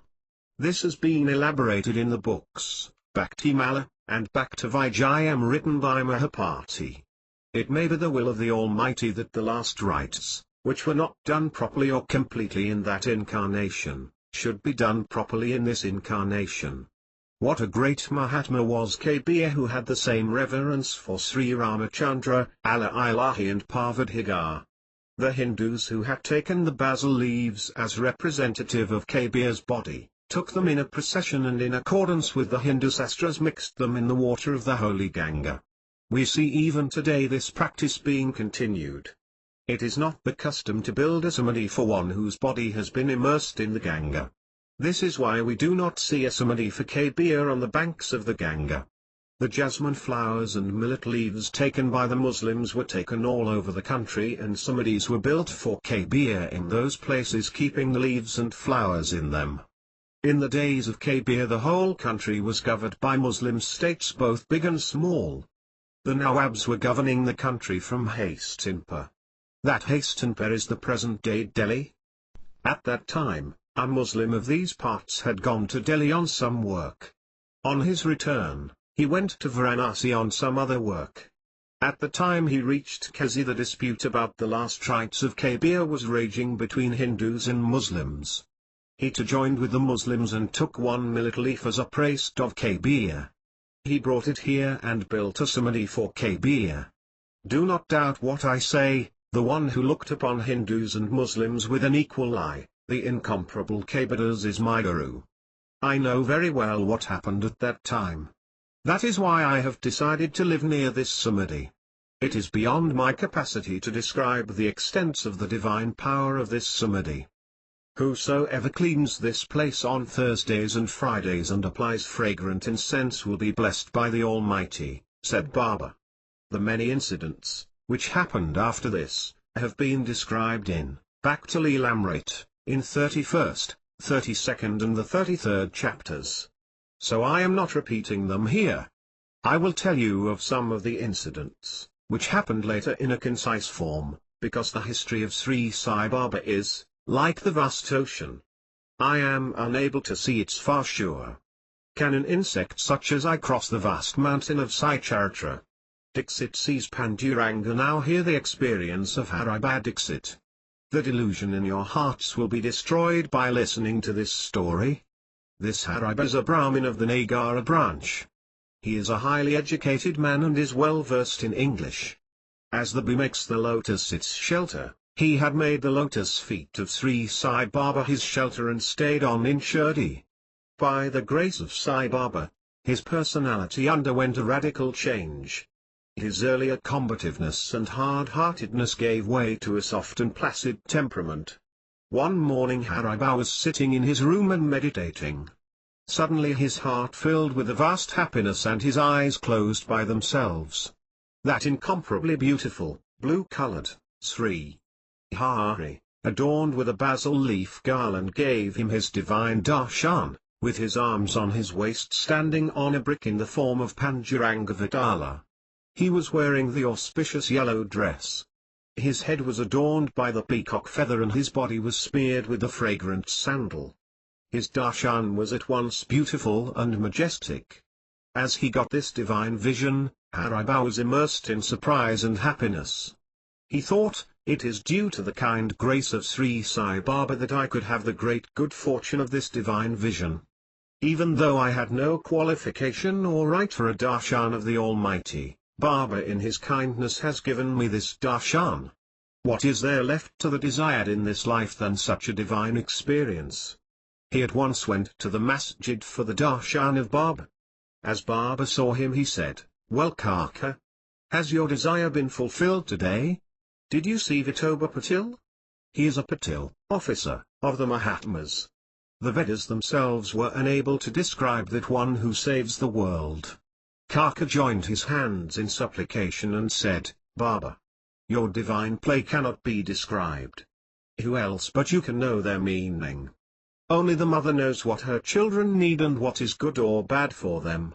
When you, our mother, is with us, why should we worry about our wheel? We are your children. What more can I say than this?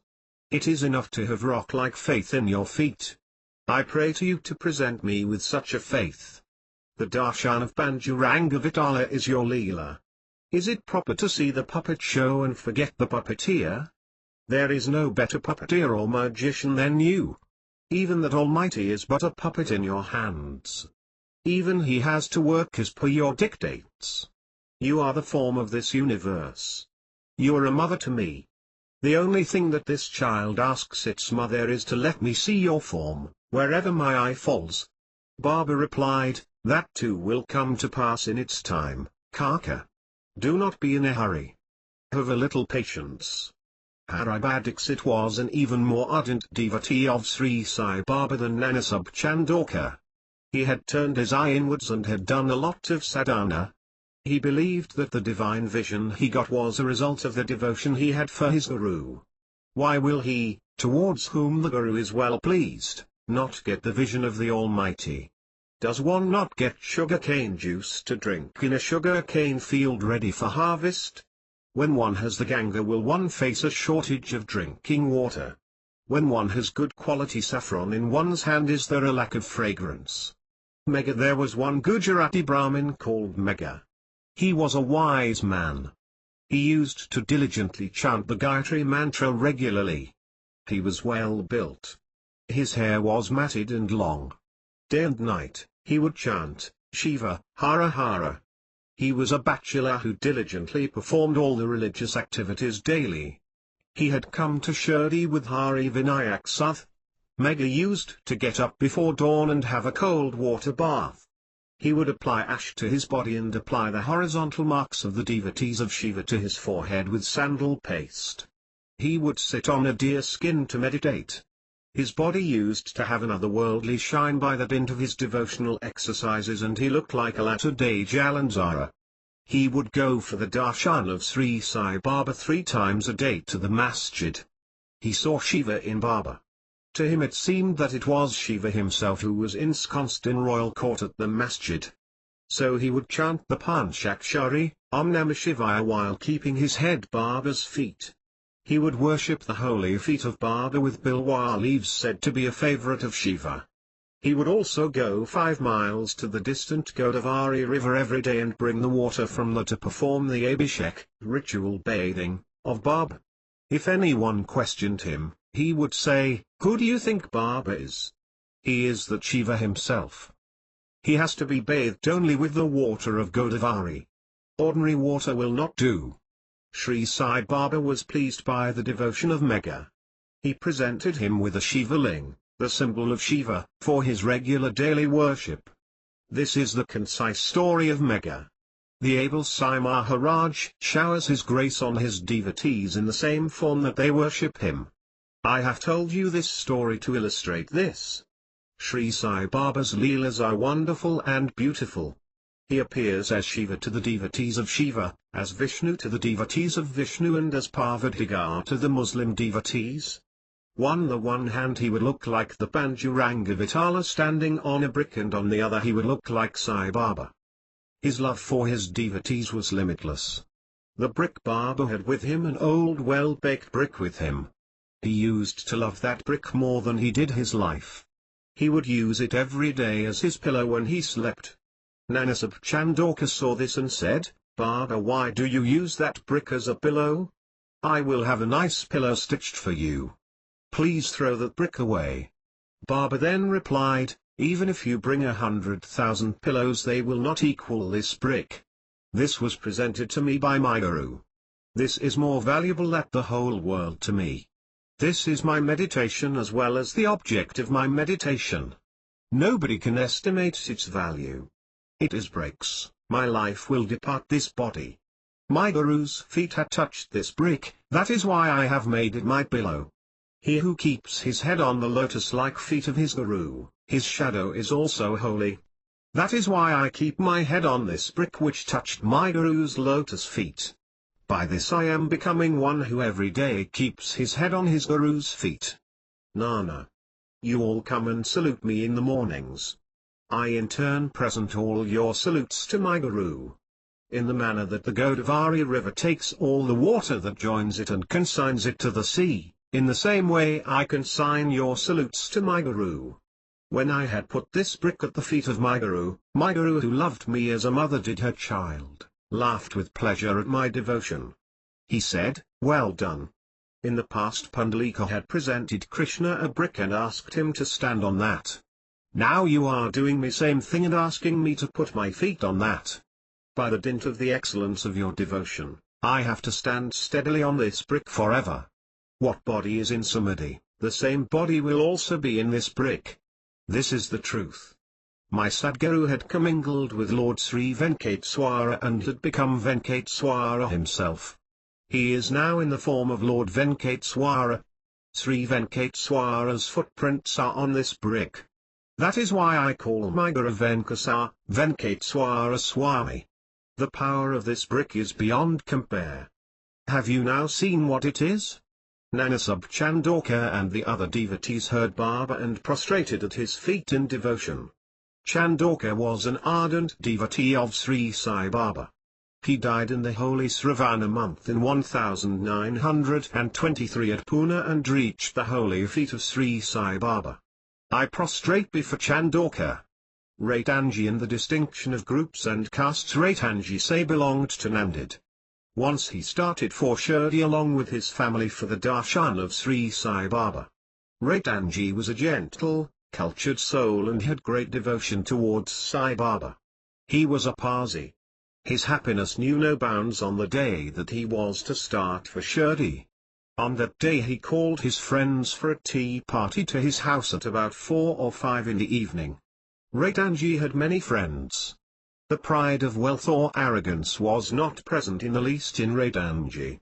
His friends are also not from a single caste or religion. Some were Brahmins, some Vaisyas, some were of the weaver class while some were of the warrior caste. Some were Parsis while some were Mohammedans. But in that group there is not a trace of hatred or bigotry based on caste or creed. That band of friends was a garden where jasmines and roses were flowering at the same time.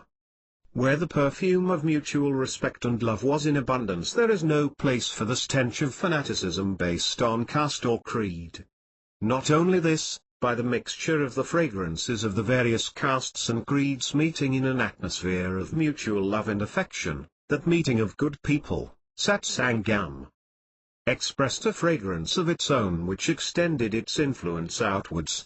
The earth is the place where all the various varieties of flowers bloom. That earth gives birth to and nourishes all varieties of flowers. In the same way the Almighty gives birth to and nourishes all the various castes, creeds and nationalities. But the tragedy of today is that not only the various creeds are fighting with each other in hatred, but the split and splintered society of Hindus are also fighting with greater hatred between the various castes. They are not hesitating to destroy one another's wealth, woman or lives. The Kshatriya is lower than us. Even then he is trying in vain to equal us. Where will they get that intelligence or majesty from, they who are not Brahmin by birth? Question the Brahmins. The Kshatriyas reply, to tell the truth, these Brahmins are the real low classes. One Rishi was born to a Harijan woman. One Rishi's mother was a mixed caste. Vyasa was the son of a prostitute. The fisherman Valya became Valmiki. Did not all these people have intelligence or scholarship? Later these Brahmins have written a false history, changing all the facts and fabricated our holy books. They hid their faults very carefully. They say that the Brahmins were born from the face of Brahma. Have you heard of anything more foolish? Does anyone take birth from the face? You yourself can judge the veracity of their statement. If they insist that they were indeed born from the face, are they not equal to the disease-inducing bacteria?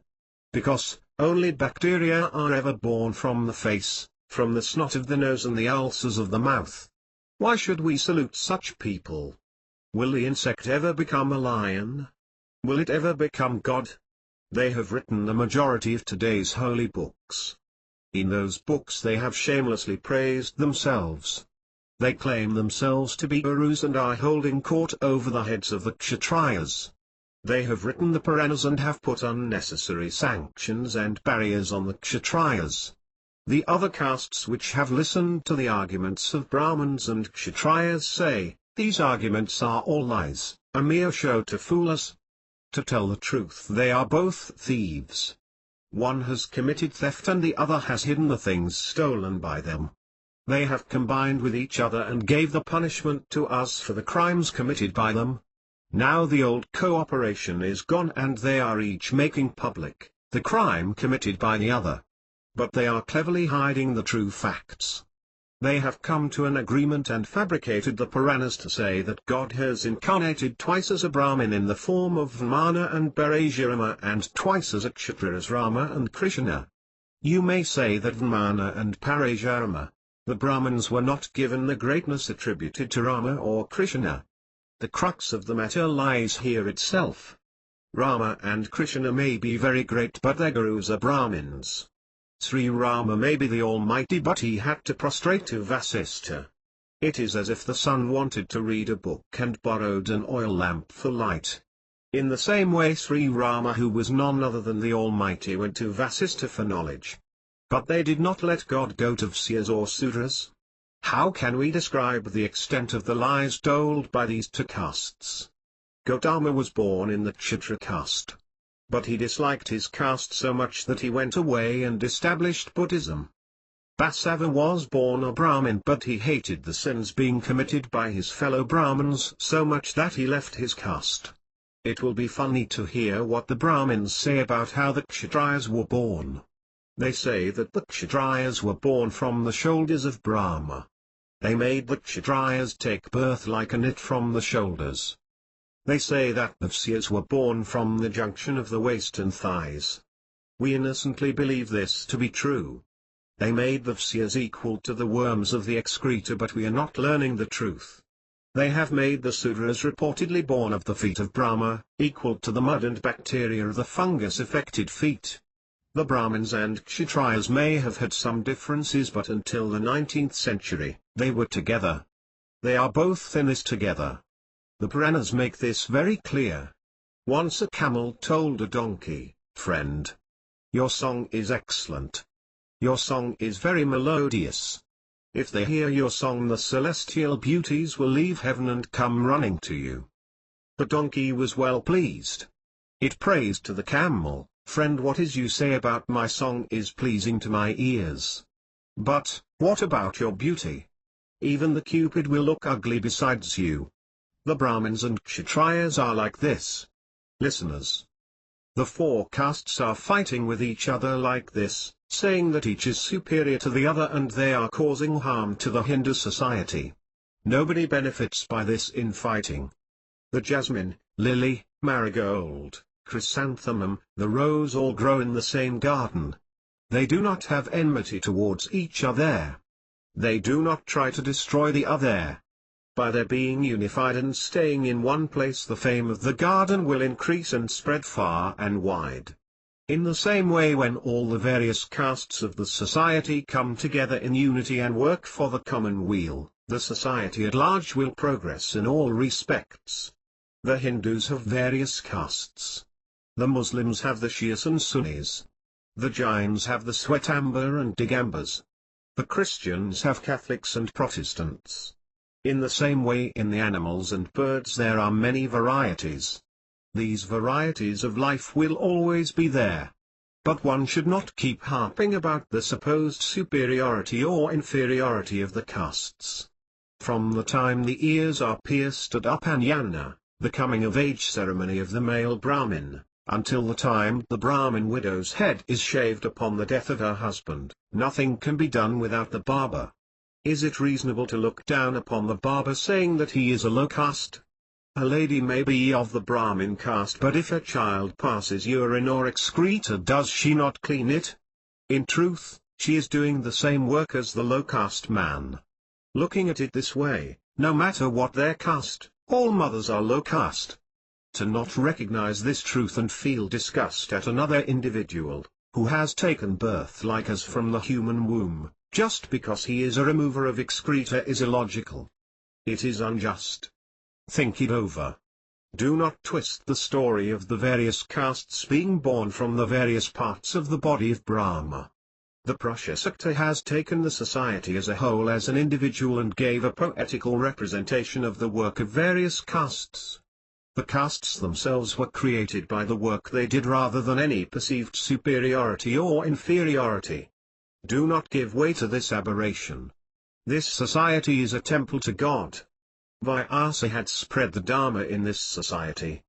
Adisankara had placed some mattresses, arranged the windows of good conduct and morality, and put Valmiki as the curtain on the windows.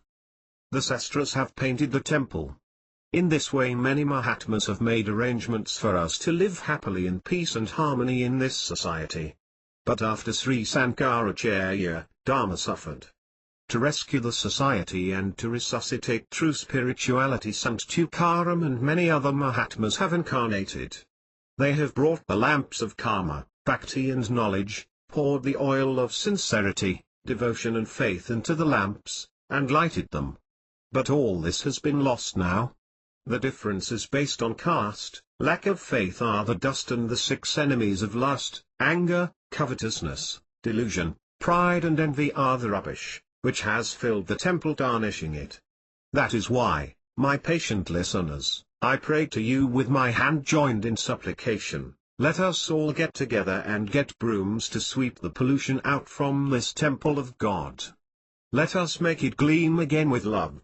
If the brothers of a family fight, they both become bankrupt, their lawyers grow rich. Let us open our eyes before we too suffer the same fate. Let us remove this mutual hatred from this society, which is our temple, and live together in happiness as brothers. By such behavior, we will all be happy and we will all benefit. Do not delay. Do not keep postponing the good day. Let us start now and explore the truth. Please consider me as one of you. It is a result of my accumulated merit that I have been able to talk to you of these things today. You need a broom to rid this society, which is a temple to God, of all the rubbish and the dust of differences and hatred based on caste, creed. Use me as that broom. That is my prayer to you. Let us now come back to our story. All the friends of Raitanji were sitting with him at his house for the tea party. At that time a Mahatma came there. He was Maula Sahib, who used to roam along the banks of the Godavari river at Nanded. His face was shining with the supernatural glory of godliness. Raitanji and his friends courteously welcomed Maula Sahib and made him sit in the seat of honor. They provided him with courteous hospitality. The party was over. Raitanji garlanded Maula Sahib to honor him with faith and devotion and presented him a coconut. Maula Sahib said, Raitanji, do not wait any longer. Start immediately for Shirdi. As you see Baba, convey my salams to him. You will not find a fakir equal to that excellent yogi, Sai Baba, anywhere. You will realize his divine power over time yourself. Not only that. The time is now ripe for your desires to be fulfilled. Maula Sahib blessed Raitanji and left. Raitanji was very happy with the Maula Sahib's darshan, as he felt it a good augury. He started immediately for Shirdi. Raitanji reached Shirdi and saluted Baba reverently. Baba looked at him in a kindly manner and said, "Oh, you have come? Very good. I was thinking about you. Your troubles are over. You do not have to worry any more. That is all right, but have you brought me any dakshina?" Raitanji replied with devotion, "Baba, you just have to command me and I will give any amount within my means as dakshina." Baba said, "Do not worry, I do not want a big amount. Just give me 5 rupees. That will be enough. By the way, as you have already given me 3 rupees and 12 annas out of the 5, you owe me just rupee and 4 annas. That will be fine." Raitanji was perplexed. He thought, I have never come to Shirdi or met Baba before this meeting. When did I ever give the 3 rupees and 12 annas to him as dakshina? He made no demur but gave what Baba asked. But the thought was still haunting his mind. He was raking his brains trying to understand Baba's meaning, but to no avail. On the second day Baba said, "Ratan, what are you thinking?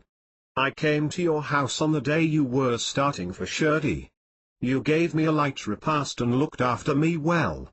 Raitanji did not still understand what Baba meant. He took leave of Baba and returned to Nanded. But he continued to think of Baba's words. One day, he was going over his accounts and saw the account for the day of the tea party, when he had honored Maula Sahib. The expenditure that day came to just the amount Baba said was received by him. Raitanji was ecstatic with happiness. Later, by the grace of that mountain of compassion, he got children too. What can one lack when one has found a Kalpavruksha called Sai Baba? Listeners, Baba has taught us a moral in this incident. He has taught us that no matter where his devotees are, he will protect them and give them all that is auspicious. He also taught us that the expenditure incurred in satsang and in the looking after the saints reaches him. When we do the worship of saints and Mahatmas, it is as if we have worshipped Sri Sai Baba. That worship reaches him too. Ratanji's friends had all sat together without any feelings of ill will or hatred, even though they were of different castes and creeds. Baba was pleased with that. The hospitality extended to Maula Sahib was received by Baba too. So my dear listeners, open your eyes quickly. The differences and hatreds based on creeds and castes are not at all helpful to our progress. The Leelas of Sai Baba, the great yogis and Mahatmas of the past, such as Sri Jnaneshwar, Nasi Mehta, Inath, Tukaram, Zavata Mali, Kabir, Gorakama, Bodale, Samarthamadas and other were great devotees of God. Sri Sai Baba is also a saint of the same order. There is no difference between them. I pay my obeisance to that one who is in the form of all the sadhus, Sri Sai Baba. Once I sat in front of him and stubbornly insisted that he show me some miracle. Then Sri Sai Baba made the holy Ganga flow from his toes and immersed me in bliss. In this manner, Sri Sai Baba did many divine leelas and left his body while in sitting position, in the month of Asvayuja, on the 10th day of the lunar fortnight in the Abhijit Mata. In the Muslim calendar it was the 9th day of the Muharram month. That was in the English year 1918 and the year 1840 in the Hindu calendar. It was the day of the festival of Simlangan, when everybody ceremonially crosses the borders of his village to celebrate the victory of the Mother Durga over the demonic forces Vijayada's army. The divine Baba chose that day to cross the border of this world. His body has been kept in such a manner that both the Muslim as well as the Hindu devotees can visit and have his darshan. I got a divine dream immediately after Sri Sai Baba entered Mahasamadhi. I will let you know the details of the dream. In that dream, Sri Sai Baba, who was none other than Sri Rama, had crossed the borders of this world and went to Vaikuntha, the abode of Sri Hari. There the almighty Sri Mahavishnu had come to the gates of Vaikuntha on the pretext of Simlangan, but actually to welcome Sri Sai Baba along with Mahatmas such as Sanaka, Sananda, Suka, Prahlada, Dhruva, Vibhishana, Narada, Tambura, Maruti, Sabari, Sugriva, Sirala, Nandagopa, Yasoda, Bhim, Arjuna, Dharmaraja, Sri Shankara, Madhvacharya, Ramnuja, Matsyendranath, Gauranath, Gahaninath, Sopanath, Chenth, Namdh, Gorakama, Damajipant, Talsidas, Rohidas, Inath, Zavatamali, Bodalbur, Sri Samarthamadas, Tukaram Maharaj, Sajan Kasai, Chokamaha, Nasi Mehta, Nagar and Kamdas. On seeing Sri Sai Baba, Kamdas ran to him and clasped him to his breast. He could not speak for some time but silently enjoyed the bliss of reunion. After a while he said, "My father. Baba. Where did you go for such a long time, leaving me alone here? I was burning with anguish for a glimpse of you." Then the other Mahatmas consoled him, "Why cry now? Your father Kabir has returned. He was in Shirdi all this while to show the right path to the people of this world. Now he will stay on with us." The rishis all hailed Baba. The celestial beings sang in his honor. Then Sri Sai Baba took his seat alongside Srimanayana. I was prostrating to their lotus feet, clasping them to my heart when I woke up. This was my dream. The physical body of Sri Sai Baba was taken in a great procession by Kakasubdixit and was put in Mahasamadhi in the Bittiwada. Gopal Mukund Bitti was a very rich man of rare good fortune. He had great devotion for the feet of the Sri Sai Baba. Now Baba is in Samadhi in the building constructed by him. Many devotees have experienced that Baba is still there. Nobody ever feels that he has died. If anyone feels so, it is just ignorance. It is said that he was not born of the human womb. Where is death for one who has not taken birth? He is beyond both birth and death. He is one without end. He is indivisible. He is the ocean of knowledge. Dear listeners, Of the devotees of Sri Sai Baba, Sri Narayan Govind Chandorkar was the foremost. As Kalyan Swami was to Samartha Madas, so was Chandorkar to Sri Sai Baba. Hari Pant, Kaka Dixit, Biti, Mahajan, Hada Satubaya, Govindrao Dapolkar, Baba Darkad, Moreshwar Pradhan, Pulasabate, Prashottama Vast, Baba M. Birij, Raghunnath Tendulkar, his wife Savitri Bai, Maligan Fakir, Purandare, Nanasab Naimankar, Thatya Patil, Madhava Deshpande, Ramachandra Patil and so many others were his devotees. I have told some of the names earlier. Is it possible for me to name everyone? Oh, the able Sai! I kneel before you and seek your protection and make a request to you. Please make me worthy of your generosity. I am as the dust of the feet of the Mahatmas. It is only you that can save me. I know that you are the ark which enables me to cross the ocean of worldliness. O Sai Maharaj! Do not throw this Dask Anu away from the shade of your lotus feet. This is my earnest prayer. My Guruvaman Shastri has passed away. That is why I am an orphan now. I am still too young to look after myself, so you have to look after me and nourish me. Baba, you are in the form of all sadhus. You are Vaman Shastri. You alone are my father. The divine history of Sri Sai Baba is like the limitless ocean of divine nectar. May all the auspiciousness attend to those who read this history as well as those who listen to it. This is the prayer of Dask Anu, who is serving Sri Sai Baba by the singing of his story and by hearing his Leelas. We'll be to all. All hail to Sri Sai Baba, who is the Brahman. This is the end of the 53rd chapter of Bhakti Saramrit, written by Dask Anu Maharaj. Contributed by source, Sri Sai Gurucharitra, originally by Sant Kavi Sri Dask Anu Maharaj. Translated from Telugu version by Sri SVL with an introductory preface by Sri Sanadhuni Sarath Babuji. Dask Anu. Discarding pride, it is our nature to enthusiastically share our convictions about Sai devotion with others and expect them to follow the same. Those who have seen the miracles of Lord Sai tend to wish that the grace that they have received should also be bestowed upon others. Thus, every Sai devotee is a Sai servant involving in spreading the love and message of Sai. While some indulge in Sai activities with voluntary willingness, others accomplish the same indirectly by sharing their experiences with Sai. It is natural that the good results of everyone's such actions depend on their capabilities and the extent of their involvement. However, what God wants is the true love and devotion, but not the magnitude of their gross efforts. In the great epic Ramayana, the efforts put forth by the squirrel on the sand is considered equal to that of mighty Hanuman. Lord Rama looked at the specks of sands that squirrel contributed to the bridge with the same love and appreciation as that of the boulders moved effortlessly by the monkey god. Occasionally, an intense participation in spreading God's words and involvement in such service leads some to believe that their service to Sai is superior and not those of others. This leads to feelings of jealousy and hatred amongst Sai children, eventually leading to their spiritual downfall. Only Lord Sai, the merciful Sadguru, can save those from such eventuality. Once, Dask Anu Maharaj had to face a similar situation.